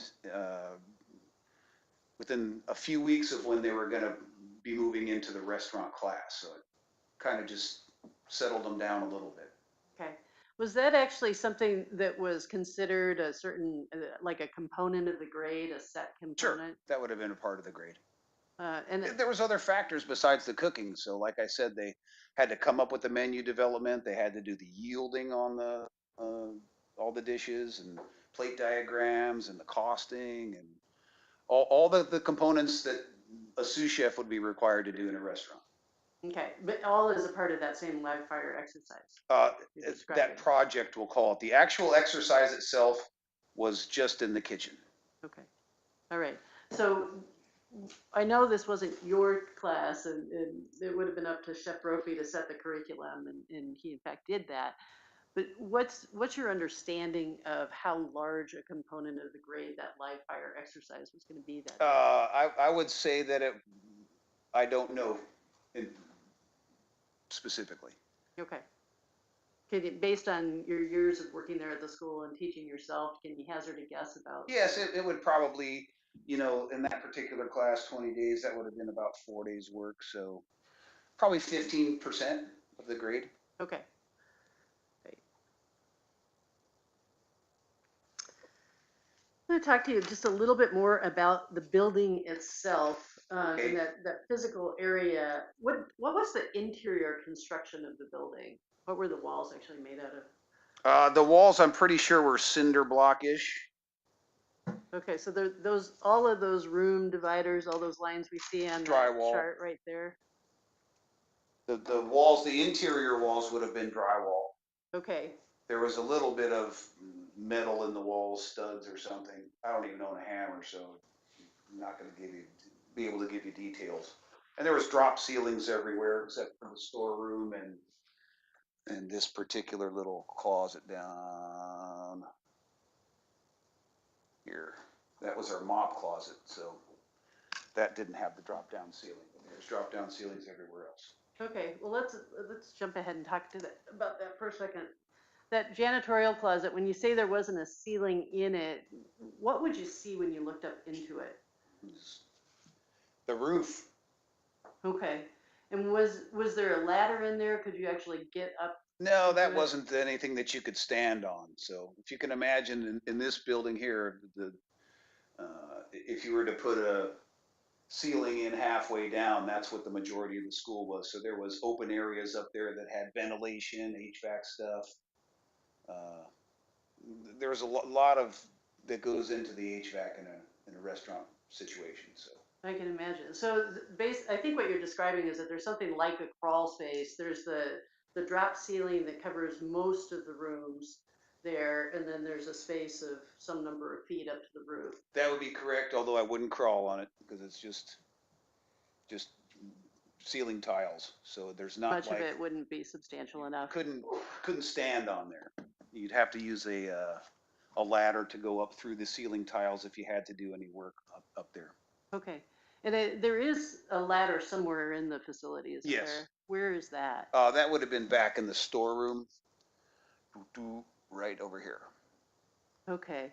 And there was some testimony yesterday describing that ladder going to a hatch that went up to the roof. Oh shit, that was a ladder that was actually attached to the wall. Okay. That was a scary ladder. Yeah, sounded like it. Yeah. So what does that go up to? Why is it there? It goes up to the roof. We have all the HVAC equipment up on the roof, all the swamp coolers and the makeup air heat, and all that stuff is up on the roof. So there was access from inside the building that you could get up there, which I hated to do. Okay. So it sounds like that was the only full access up to the roof, but you could get up to at least some of the equipment right under the roof level through that janitorial. I suppose you could say that's true because the hoods in the kitchen had to be connected to the equipment on the top. That was actually on top of the roof to connect it, but I don't recall anybody except one of our plumbers in the early days had to get up in those ceiling tiles to do some work. Did that end well? No. All right. I had to take his car keys from him so he finished the job. So the ventilation system, that you described that as being very substantial, and I imagine that's true. About how many stoves do you think you had in that place? Whoa, boy. Probably 50-ish. Wow. 56 burners. Burners. No, Yeah. 50 units. What's 1, 2, 3, 4, 5, 6, 7, 8, 9, 10, 16, 18, 19, 20, maybe not that many. There was grills, there was flat tops, there was probably in terms of actual burners, there was probably 100 and well over 100. Okay. And those are gas? Yes. And they got pilot lights that are just running continuously? Okay. So what about the ventilation system? Was there at least a component of that was just on all the time? Technically, yes. Okay. Was it such that you just left it running? Was that something that the janitor or somebody would be turning on and off? Mostly they got turned off at the end of the day, I would say. Okay, and were those switched separately, or was there just one master? No, there was, every kitchen had at least one ANSEL system, fire suppression system. Okay, and was there sort of a ambient level of filtration or ventilation that would continue even when those were turned off, or was it shut? I don't know. I don't know for sure. Okay. And what was that routine for turning those on and off? Everybody took care of their own kitchen. All right. And then I'm not sure that you talked about this exactly. Obviously, Mr. Brophy was found in Kitchen 1, but that was not going to be where that live fire exercise was that day, correct? Probably not. The weekends were slightly different because we had so few students. Sometimes if there was a kitchen that was better set up for a particular project, they would have a little bit more mobility available on the weekends than they did during the weeks. Okay. Yeah, a little bit. During the week, we had students in the class from 8 in the morning till 10 at night in all the kitchens, all 3 kitchens. Okay. Weekend, you have 25 students spread out for the whole school, which normally handled approximately 200. And did the kitchens reflect the type of class or how advanced students were in the program? Not necessarily so. The middle kitchen, you guys call it Kitchen 2, I believe, had some pastry specific items, some larger equipment that was mostly for pastry. Okay, so would it have been up to Chef Brophy to decide that morning whether he was going to have live fire in Kitchen 1 or Kitchen 3? Correct. Do you know which he was going to use? That specific day, I do not know. I think he often liked to use the third term kitchen because that actually had a dishwasher, and as the students are plating, they're actually making plates of food. There was quite a bit more dishes on that day than there was on other days. So a possibility that he could have used that third kitchen because they actually had a dishwasher. Okay. When you eventually were able to get into the building that day, and it sounds like that was what, sometime in the evening? Yes, Roughly? 4 or 5. Did you actually go into Kitchen 3 to see whether he'd started to get that set up? I do not recall. I don't believe so, though. You don't recall going in there? I don't. I'm sure I went through the whole school. Walked through the whole school, so I would definitely was in there, but I don't remember specifically if there was anything set up. Okay, all right. So the walkthrough that you did to see if anything was out of order, you actually did that on June 2nd? Yes. Just late in the day? And June 3rd. Okay. And you said that, I think you said Mr. Bailey was the person who actually did inventory generally? Yes. Was he with you when you did that? No, he was not. And he's going to be here too, so I can ask him these questions. And if you feel like you're just, out of your realm trying to answer this, don't. But do you know what the inventory procedure was typically? I'm not talking about on June 2nd, but I look at those photos and all of those things that you had on those many, many racks all the way through the building, and I think, gosh, it would have been hard to have a very exact inventory. You'd know what you needed, and you'd hear when you were running low and what you needed to supply, but I can't imagine that it was All very the easy. instructors would supply a fairly generic order list for the term. So, Okay. for instance, when the students first started school, in that first class, we needed a lot of potatoes and we needed no chickens. Later on in the term, we didn't need so many potatoes and we needed chickens. So Woody had a very, very good, he was incredible. He kept that whole place rolling between all the programs, the weekend program, everything. He was amazing.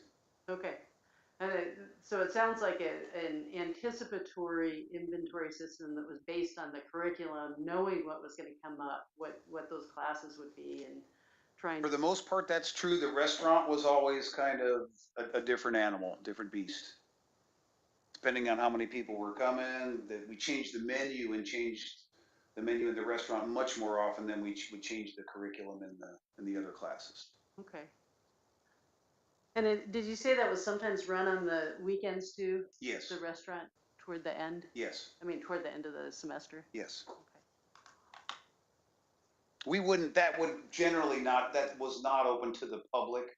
We couldn't advertise that or get people interested, so we would mostly have people's families come. So students' families would come, the instructors would come down to see how the students are doing or whatever, but we didn't it wasn't the same though that it was during the weekdays. We didn't charge any money or anything on the weekends. Barely charged during the weekdays.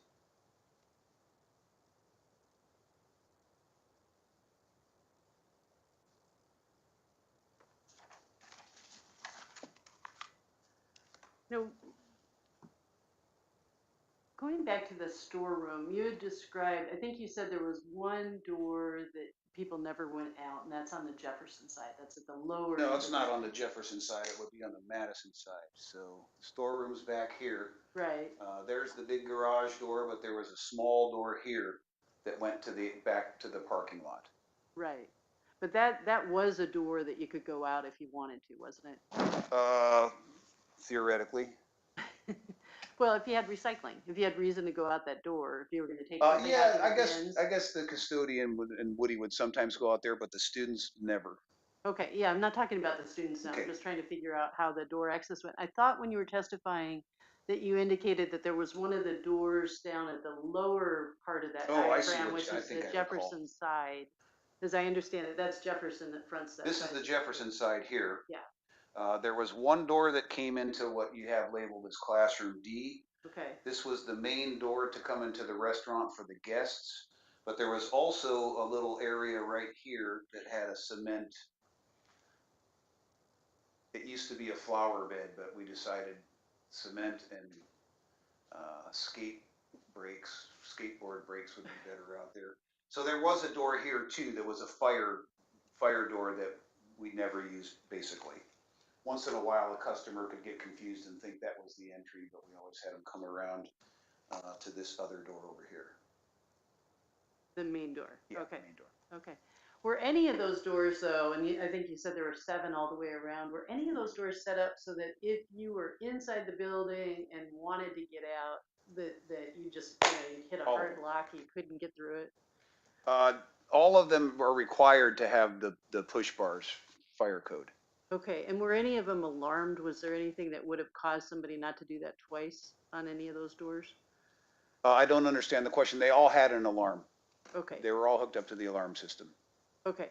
Were they, during the day when the building was open, the alarm system's been disabled, so the Correct. first person's gotten there and turned the alarm off. Which of those doors could you go through without setting the alarm off? All of them.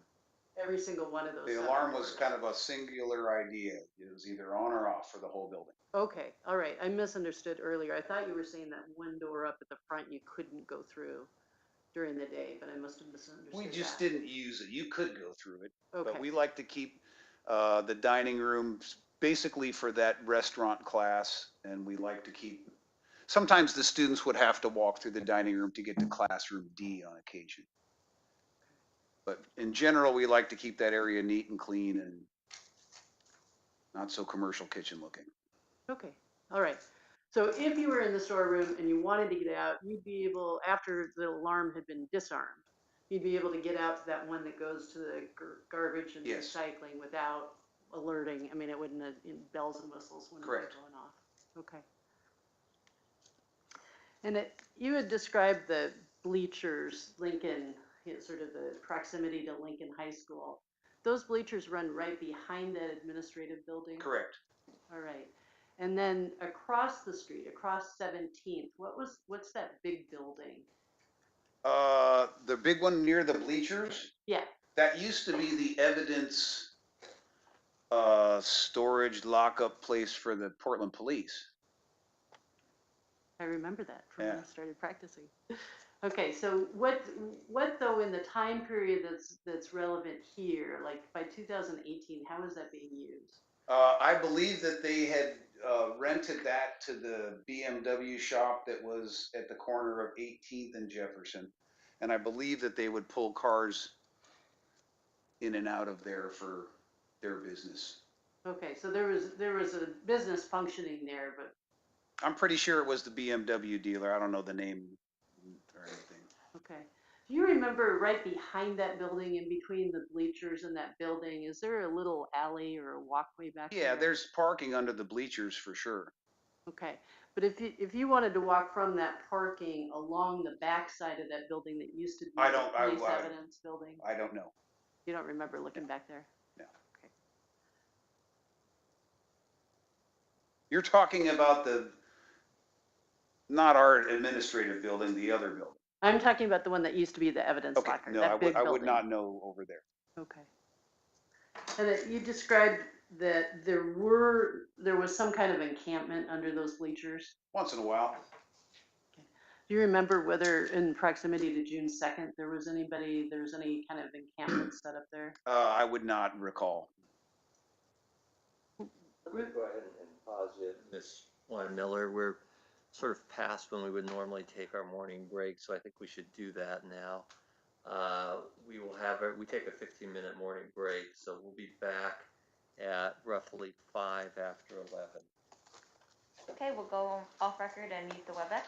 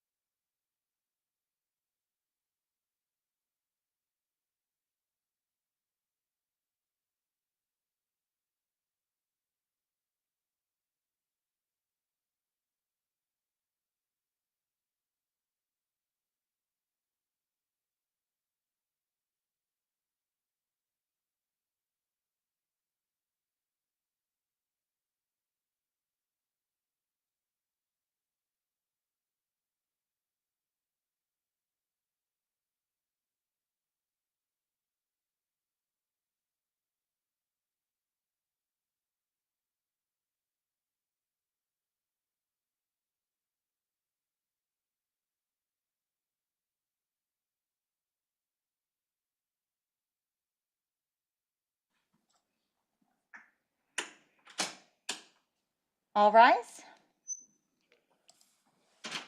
All right, please be seated. And Ms. Weinmiller, when you're ready. Thank you, Your Honor. Mr. Wilkie, I think when we broke, I was talking with you, we were talking about that area outside the school, immediately around and in between the two buildings and the building across the street. And you talked a little bit about there was a camp, at least at times, under the bleachers that backed up from Lincoln toward the administrative building in that parking lot across the street. I wouldn't call it a camp. There was 3 individuals.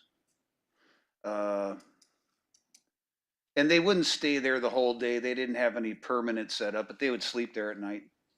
Okay, you remember seeing a tent there? A tent? No, I don't recall. I'm sure they had to have one when it got naughty. Yeah, and during that time period, like in May and June of 2018, how often were you getting there really early in the morning? I normally arrived at school about 6:30ish. Okay, at least on the weekdays? Yes. Okay, and then the weekends? Weekends, because the students, hey, what do you know, they were late once in a while, and they started in the lecture situation. I didn't want to really disrupt that, so I would either be there before they started class to greet them as they came, or I like to show up towards when lecture was about to be over, so I could have exchanges with them. That makes sense. I'm sorry. No, it's up to you, your convenience.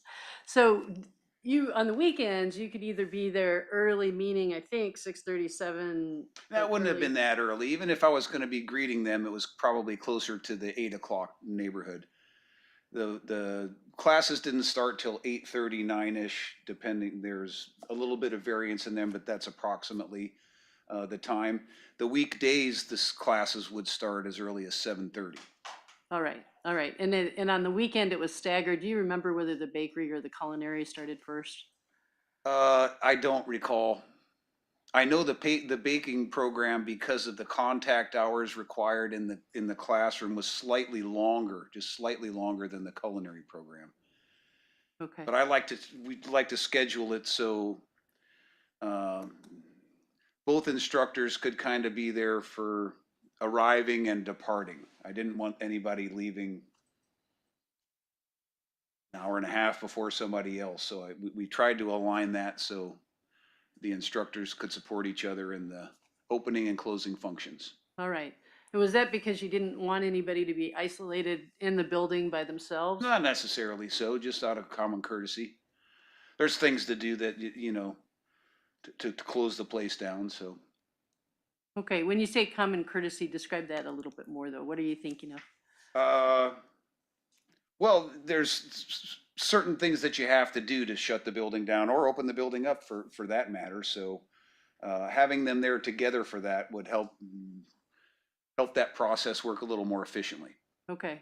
And was part of that thinking that if one of the instructors was female and the other male, that you didn't really want the female to have to be there, to have responsibilities to be there alone?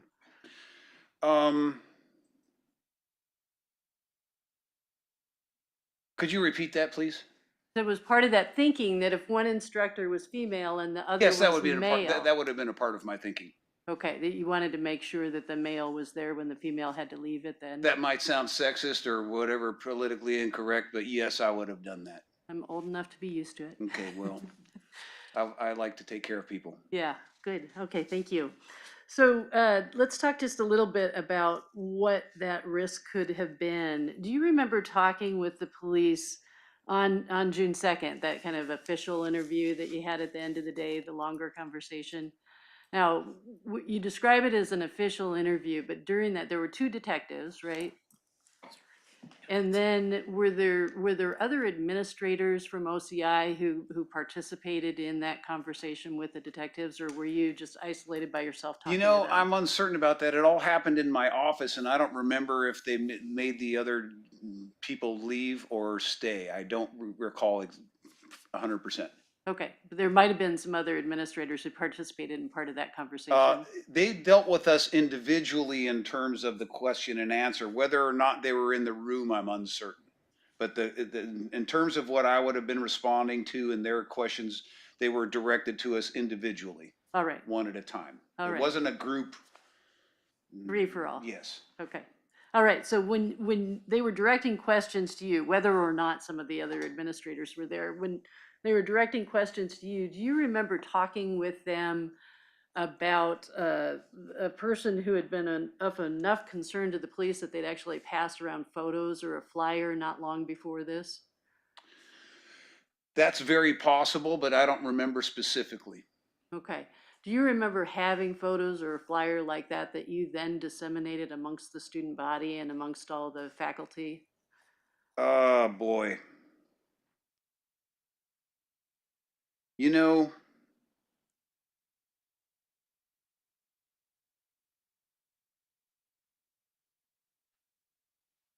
I'm not sure like specific timing wise, but at one point we had a student who was getting harassed by uh, a relative, I believe. And so they had brought in, or somehow we got a hold of, hey, if you see this guy around, let me know, or something of that nature. There was a student, and I believe it was an uncle that had been bothering them. So I don't recall anything from the police. Okay. I'm going to show you a couple of pages.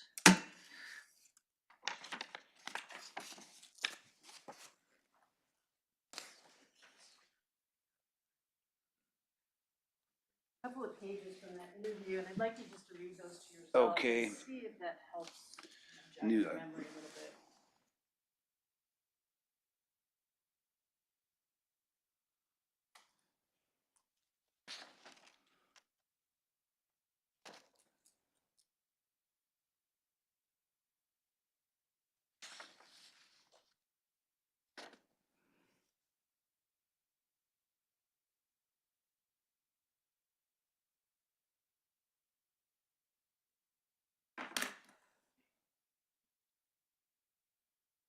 Okay, you jogged my memory. All right. Why don't you continue on to the next page? Just Okay. So I don't have to do this twice.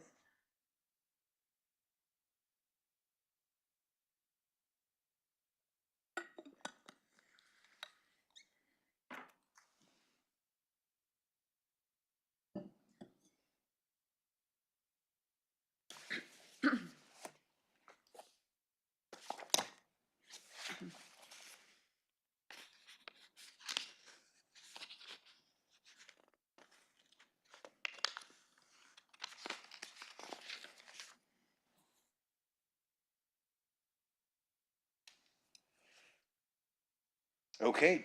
Right, thank you. So now that you've read through that, do you remember circulating a flyer at the school? Do you remember receiving a flyer, first of all? I don't know what you mean by receiving. I'm pretty sure there was a flyer at one point. All right, and is that a flyer that would have been distributed by PPB, by the police? I'm uncertain. Okay. What is your recollection of that flyer? I just remember that there was a guy who was hanging around the school, in the parking lot, and that was not super common. So, but he was around quite a bit. So, and we engage people. It's And when there was a perceived safety issue that could affect students or faculty, how would you handle that in terms of just your responsibility to kind of give everybody a heads up and make sure that they knew? in a situation similar to the one I just read about. Right. Oh, we would let the students know. Okay. All right. And do you remember also discussing with police that right in that time frame that there'd been somebody who'd actually gone into that adjacent building? Into the administrative building? No. What the building, the west wall of OCI? What Okay. did that butt up against? The condos there? Yes. Yes. Okay. Do you just read through this? Do you remember discussing with the police an incident where somebody actually went without authorization up into those condos? Somebody who I believe that did happen. All right, and that's somebody living unhoused in the area. I have no idea. I wouldn't have no idea about their housing specifics. Okay, when you say that you believe that did happen, tell us what you believe happened. I just got word. I wasn't like involved or there or anything like that. Uh, I'm pretty sure that somebody from the condo units called our school to let us know that somebody had got access into the interior of that building. An intruder that they thought you needed to know about. Yes. Okay. All right. Let's go back to OCI for a little bit. Did you, in this administration's process that I'd asked you about quite a while ago, what was your admission percentage? I don't understand the question. Well, if you had, let's say you had 50 students apply to begin the next program, the next degree program, how many of those 50 would you normally accept? Well, we did have limitations in terms of how many people we could actually fit into the school. We had only so many seats in the classroom. Sure. Are you talking about,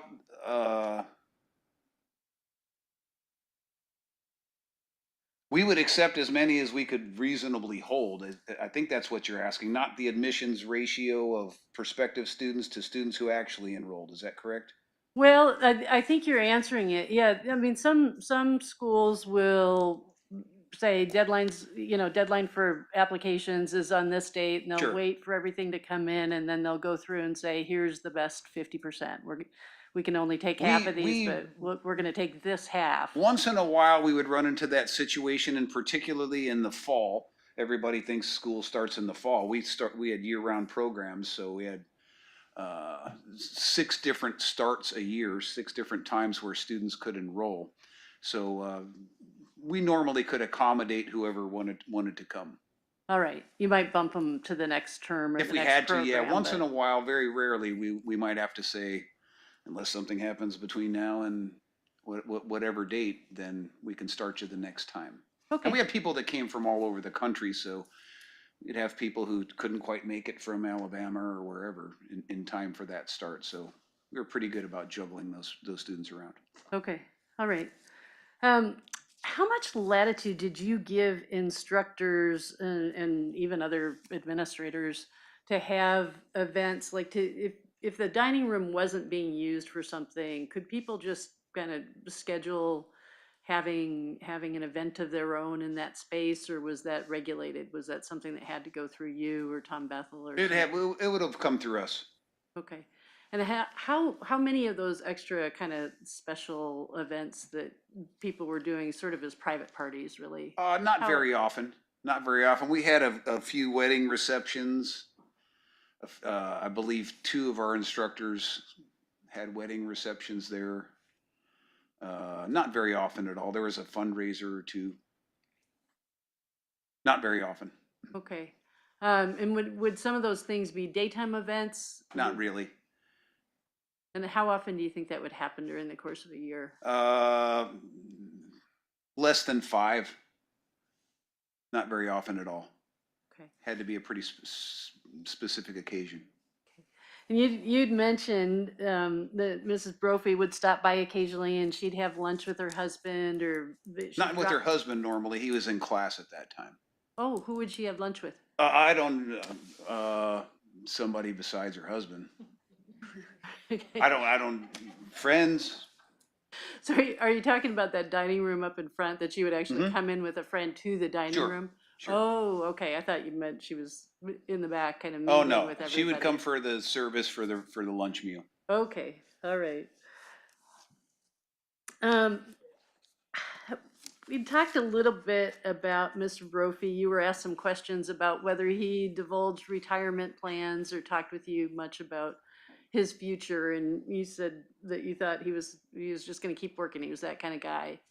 Did he have side businesses, to your knowledge? I thought that there might have been a coffee shop. Okay. Don't know the what time details. frame? What Don't time know the frame was details. that?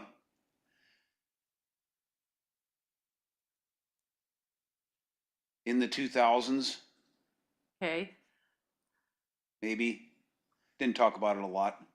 He used that as an example sometimes when he was talking about costing and cost controls with students. Okay. Did he have, even within OCI, did he have a little side business going on? We would buy things from that he grew in the garden on occasion. He grew edible flowers, for instance, that we used in the dining room for plate presentations.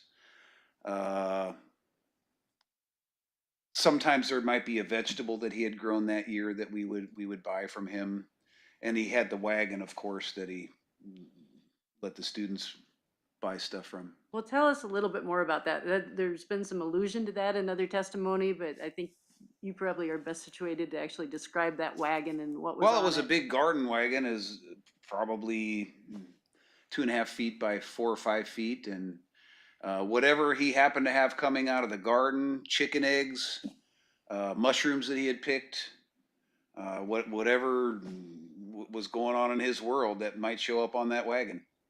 Where was that? Where would you look That was for in the that student wagon? lounge. Okay, He so would park right, it out there. I'm sorry, we talked over each other. He would park it in the student lounge. Okay, and was that there pretty much all the time? Nope, just 1 day a week normally. All right. And he would make, he would do some canning projects. So he would sell, I can't remember what the death by pineapple or something. He put a bunch of habaneros in a pineapple chutney that was pretty dangerous for me. Okay.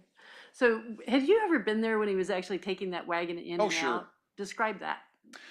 He would get it out of the truck and load it up and pull it in. Sometimes from the garage door on the side, sometimes actually through the back door on the parking lot on Madison.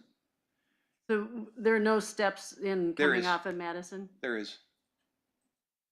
He would get assistance pulling it down. Basically pick Yeah. the whole thing up? Okay. And you mentioned that garage door. Would that have been probably the easiest ingress and egress for something as big as a wagon like that? It depended on what he had. Sometimes he had more stuff, on the wagon than other times. So I guess it would be dependent on that. Where he parked, he often parked on the street. He was, we like to have the people who were earliest there, if they could find street parking, park on the street, because we only had 9 parking spots on that Madison Avenue parking lot, and we had 30 employees. Okay, when you say on the street, you're referring primarily to 17th, aren't you? 17th, Madison, Jefferson, wherever, anywhere in the neighborhood that you could get a spot. It became more difficult as time went on. Okay.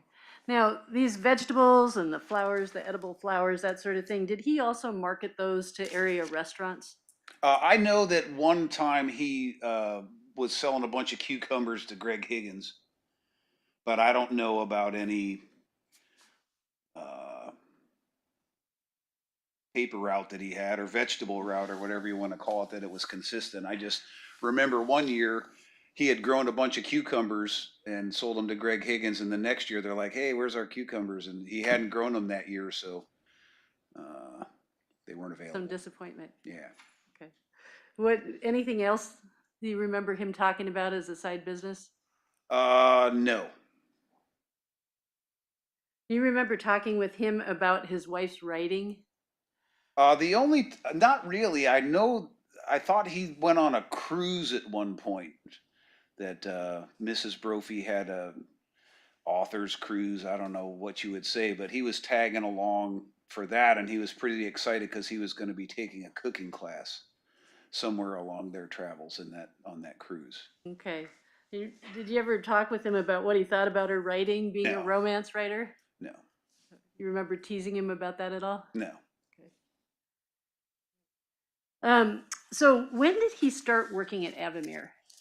At where? Avamere, the retirement center. I have no idea.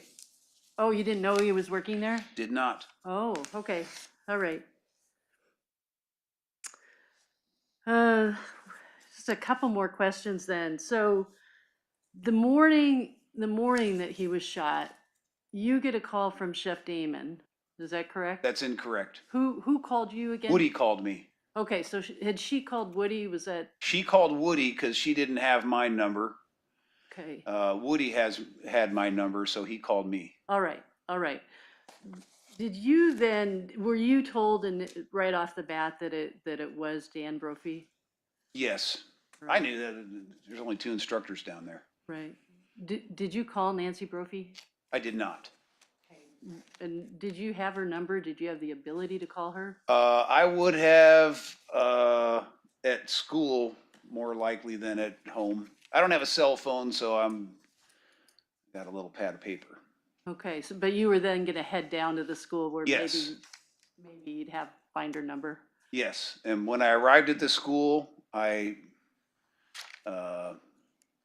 the officer who was at the back in the parking lot, I was trying to figure out, I just arrived, what was going on, and I said, has anybody called Nancy? And she said, no, and don't. And I said, I can't guarantee you that's gonna happen. Yeah. Huh, okay. But I would have had to have gone across the street in the administrative building, turn on the computer, wait for half an hour for that thing to warm up, and there was activity. Right, oh no, I'm sure you had your hands full. Okay, so you did though, get her number and talk with her sometime that next week, did you not? I talked with Nancy, I would say almost every single week after that, once or twice or 3 times or whatever. Okay, and you actually had the memorial service right there at OCI, Yes, right? we did. Okay, was that just a couple of days later? It depends which one you're talking about. We had 2 different events. One was on the 4th, I believe, on that Monday, the first Monday we were back. And then that following Friday, there was a private situation for friends and family. Okay, In the and dining room. you would have been coordinating that with her Yes. both times? Yes. Okay. Do you, in a conversation that week, and if you can remember when it was, I'd like you to tell us, but in a conversation sometime that week after he died, did you talk with her, disclose to her that there were some kind of work-related benefits that? Yes. Can you tell us, first of all, do you remember about which day that would have happened? No way. There's no way I would remember that. The HR person at the college, at the corporate offices, knew that I knew Nancy, and so she said, hey, could you let Nancy know this and have her give me a call? Okay, and what's her name? I don't think we've talked about her Sherry yet. Baker. Did she work on site too? There was, in the last couple, at that time, they had offices that were directly across the street on 17th. Actually, they were on Jefferson, close to 17th. It was the corporate office, and that's where Sherry Baker had her office. Okay, so it's on Jefferson. Is it on the north side of the street or the south? It's on the north side of the street. So Same it's, side as you. Here's the dining room. This is 17th, yes? There was the building on the corner directly opposite the dining room, Okay, but not like right on the corner. It was part of that building, but Yes. set into the Yes. building a little bit further. correct. So further east Yes. on Jefferson. Okay. All right. So she asked you to call Ms. Brophy to tell her about this, right? Correct. Okay. And so you actually placed that call to her. Yes. And can you tell us, as best you recall, what it is you told her, what that message was that you relayed for Ms. Baker? I just said that because Dan happened to die at school, that there was some benefits available, to her. Uh-huh. And did she respond to that as if that was a disclosure, that was news? I don't recall that at all. Okay. Just I not. couldn't say yes or no. I have no recollection of that. And then you continued to just check in with her, it sounds Sure. like. You just tried to do that just to do it Yes. over the next couple of weeks. Next couple of months. Okay. All right. I don't think I have any further questions for you. Let me just check though. Okay. Okay. I think that's it. Thank you. Thanks for your patience. Okay. All right, I redirect. Thank you, Anna. Just a couple of questions for you. We've talked a lot about this building and the layout. Do you happen to know what the square footage of that building is? It's like 10,300 square feet, give or take 100. And you talked as well about the restaurant service and kind of when that happens, and that on the weekdays you charged for food. Did you keep money on site? Yes, we would a little bit, but like I said, the corporate offices, mostly it would be credit card transactions. Occasionally there'd be cash, and then we would deliver that to the corporate financial people. Okay, so like on a regular basis, it would get cleaned out and taken. Once a week, I believe, is what they had set up. Okay. And in talking about the condos next door, and you were mentioning that you'd gotten word about some sort of intruder. Do you remember when that was? Nope, I do not.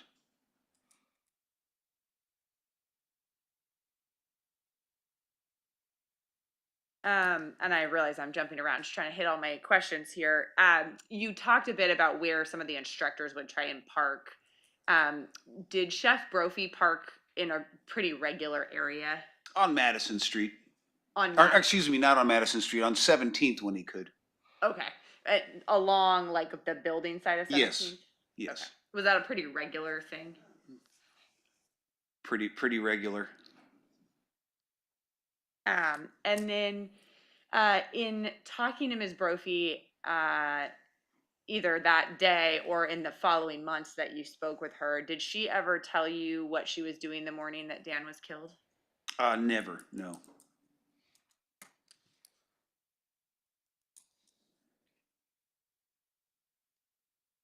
Thank you. That's all the questions I have. Okay, may this witness be excused? Yes. And for defense? Yes, Your Honor. Okay, you can step down. Thank you. And then let me ask the state for planning purposes, any estimate as to how lengthy or not lengthy the next witness is? No. I mean, I imagine we will go longer than the noon hour. In other words, I don't think we will finish by noon with this witness with both direct and cross. That's fine. Why don't we at least get started, and we'll, just so everyone's aware, we'll break at noon. All right, thank you. And the state will call Paul Woody Bailey. Okay.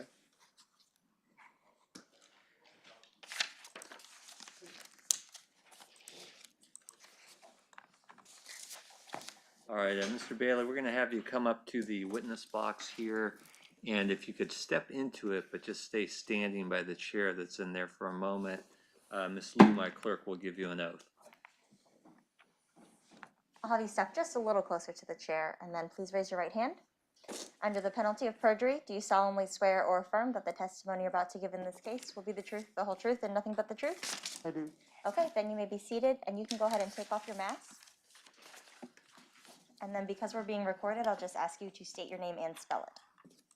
Paul Woodson Bailey, BAULWOODSONBAILEY. All right, and Mr. Bailey, there is a pitcher of water there if you wish to have any. Thank you. And when the state is ready. Thank you, Your Honor. And Mr. Bailey, you introduced yourself as Paul. Is there another name that you often go by? I go by Woody. All right. And did you previously work at the Oregon Culinary Institute? Yes. And can you tell us how long you worked there and what your role was? From 2007, early 2007, until the school was closed. Multiple roles. Primary was facilities manager and kitchen TA. And so in those two responsibilities or those two jobs, what were your responsibilities? Opening the building, tending to all the maintenance and physical requirements of the building, assisting in the term 1 and term 2 kitchens as needed. And then I filled in as a media role, doing filming and things like that for the first few years as well. And so looking over to State's Exhibit 1 up here on this board, are you familiar with that diagram? Yes, I am. And how do you know what it is? Primarily because I drew most of it, or a good chunk of it. It started off as an original map that the architects had, and then we mutated the building over the years I was there. And so I kept track of those changes. All right. And looking at this map, can you tell us where was did you have an office? I do. And where was that? Uh, There's a pointer right there in front of you. Yeah. so my office is right there. All right. And that's in the storeroom? Yes, correct. Okay. And was that office kept open, locked? What was the status? It was kept locked, Except when you were there, I assume. except when I was there, yeah. And so what days did you work? Monday through Friday. Oftentimes, I'd assist on weekends, just doing filming and things like that, but not that often. So Monday through Friday, and I'd open the building usually at 5:30, and I would stay until around 2. So on the weekends, you were not the one responsible for opening the building? No. But was it almost always you that opened on the weekdays? Yes, And I assume you're probably one of the earliest people there. always. And did you have a custodian that worked on staff, or was some of that your responsibility? No, we had a young man named Yadu Nepal. And do you recall what days he worked? Also Monday through Friday, with the exception that he would often work on a weekend as well, as we started adopting more weekend courses. And do you remember in 2018, if you recall back then, what day of the weekend? My memory is Sunday, because he would then get Friday and Saturday off as his days off. All right. And looking at sort of the building diagram as we have it, at any point, were there ever any cameras in this building? After the event, we put some cameras in the exterior of the building, but no cameras inside the building. And by the event, are you referring to the death of Daniel Brophy? Correct. So prior to June 2nd, 2018, no cameras? Correct. And can you tell us a little bit? We've heard some testimony from various witnesses about there being an alarm system. What was that, and then how did one access it?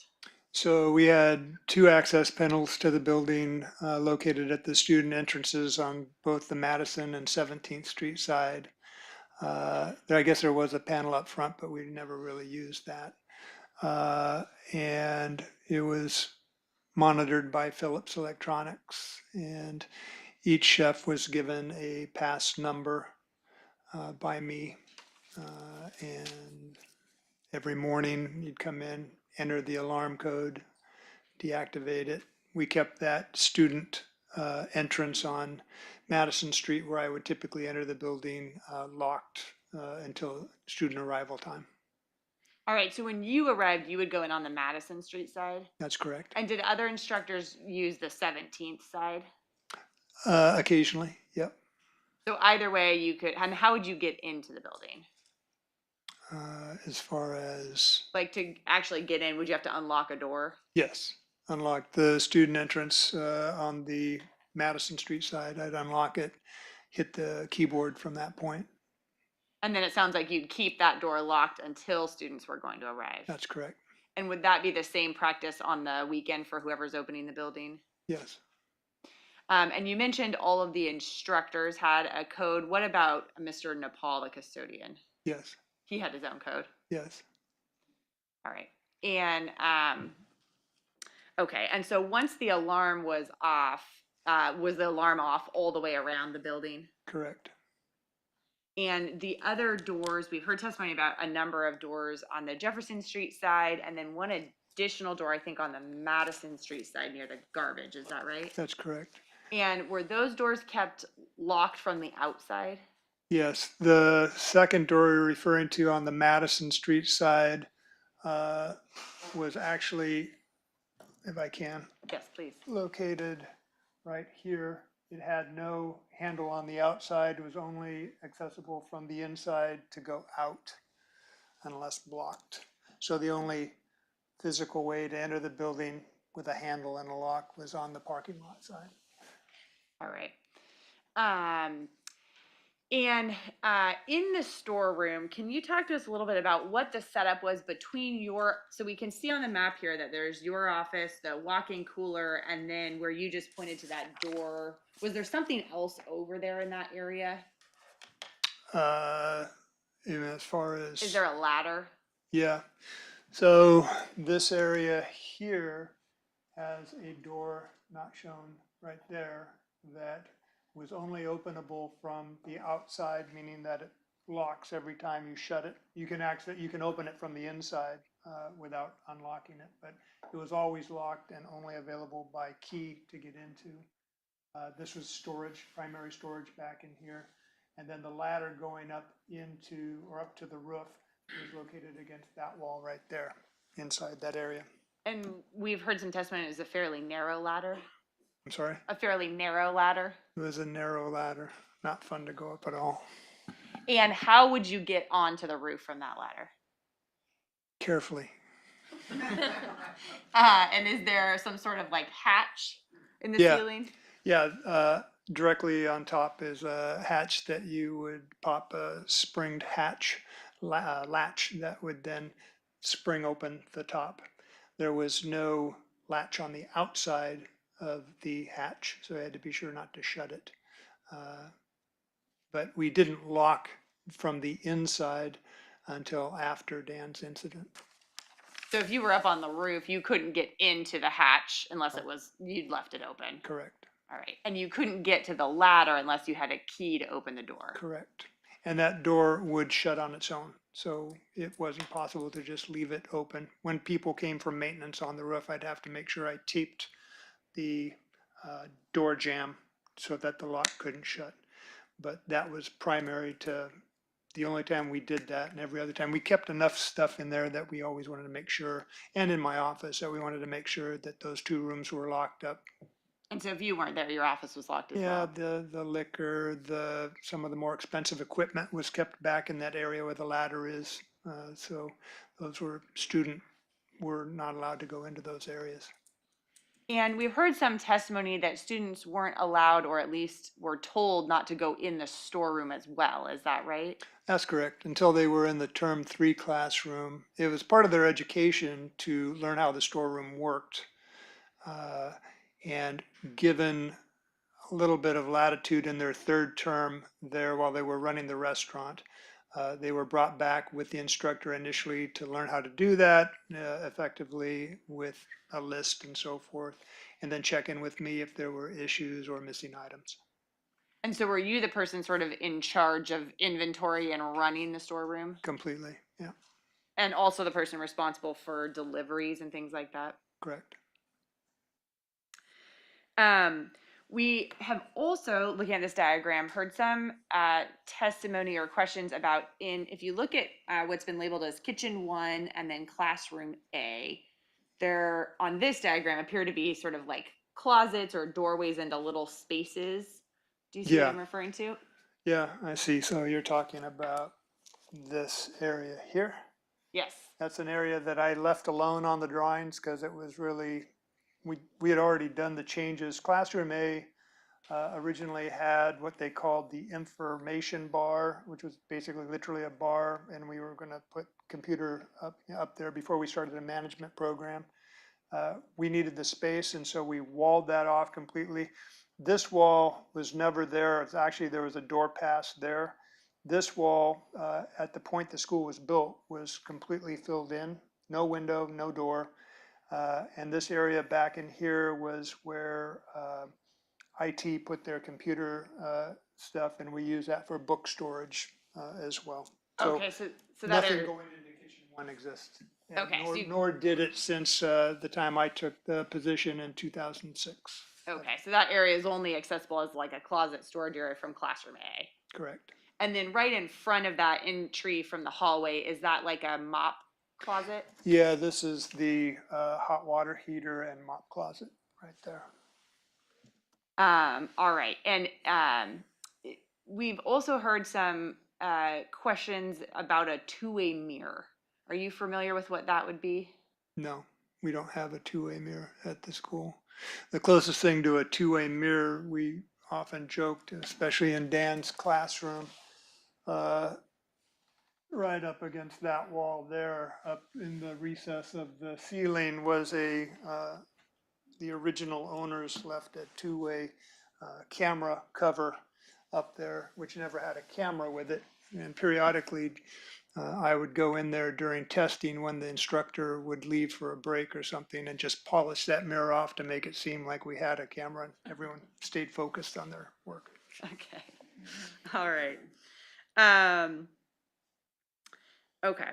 And it sounds like in your sort of daily responsibilities, you had a pretty scheduled, regular routine. Yeah. Are you familiar with the routines at all of whoever would open on the weekends, Chef Brophy or others? Yeah. And specifically Chef Brophy's routine, what would you say about kind of what that looked like or what that would have been?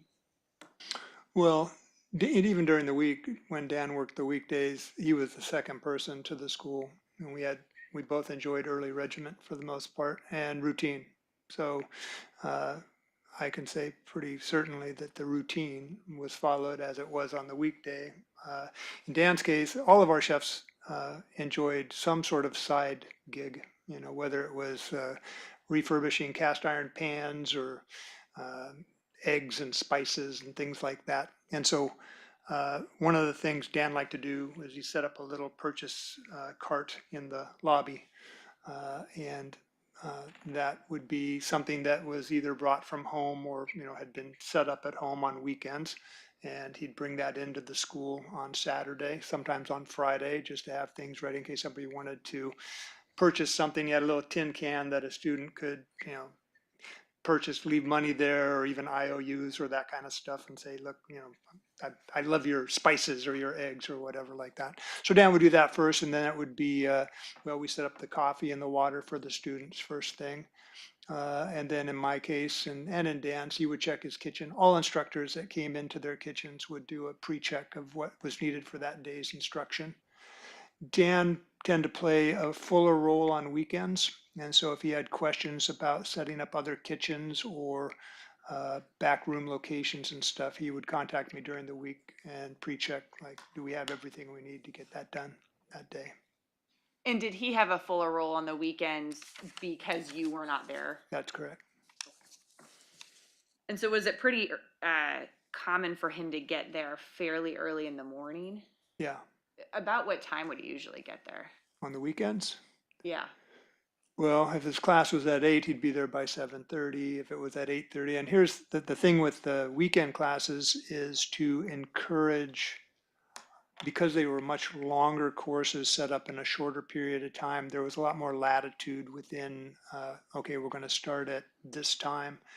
Weekend students, by and large, were given, our presumption about them was they were professionals that were extending their career or their educations, and so they would treat their time professionally as well, more so than perhaps the average student during the weekday. That said, they could have more latitude within, okay, well, let's make it 8:30. If it was a stressful period of time like live fire, drills were a little extra prep time in the student lounge, or if they were meeting up at Starbucks across the street, that was encouraged. And then, so to say that there was an exact setup, give or take a half hour. Okay. And when Chef Brophy would bring that cart that you talked about, how would he bring it into the building? The cart evolved over the years, and he was a great businessman. So it started off as a narrow cart that could come in the 17th Street door without issue.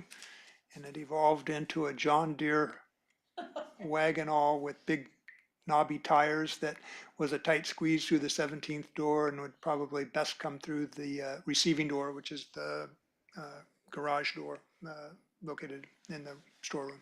Okay, so he'd have to, and that can only be open from the inside, is that That's right? correct. So he'd have to come in, open that, go get it, and bring it in that way. Yep, and he'd usually park his truck on 17th there to make that possible. And so would his normal practice, to your knowledge, be to enter the school from the 17th side door rather than the Madison door? Yeah. Yep, on weekends. And it sounds like you have known Chef Brophy or knew Chef Brophy for a long period of time. Yeah. How many years would you say? Since 2006. So since you came to the Oregon Culinary Institute? Correct. And how well did you know him? I'd say pretty well. Did you know him both professionally and personally? Yeah, And did you hang out with him or spend time with him outside of school? periodically, yeah. And did he ever talk to you about his personal life? At times. Was that a common thing for him to talk about his personal life? He liked to engage or start conversations and have me follow through with mine. He was a good listener. Did he ever talk to you about um, any financial difficulties? No. And it sounds like it was a pretty common thing for other chefs to have side businesses you talked about. Yeah, I mean, and to say he didn't talk about it doesn't mean that it didn't exist. We all had our extracurriculars, like I said, but that was with purpose and a little bit of pleasure for sure. But OCI was set up in such a way as that we didn't really go to high tuition fees and things like that.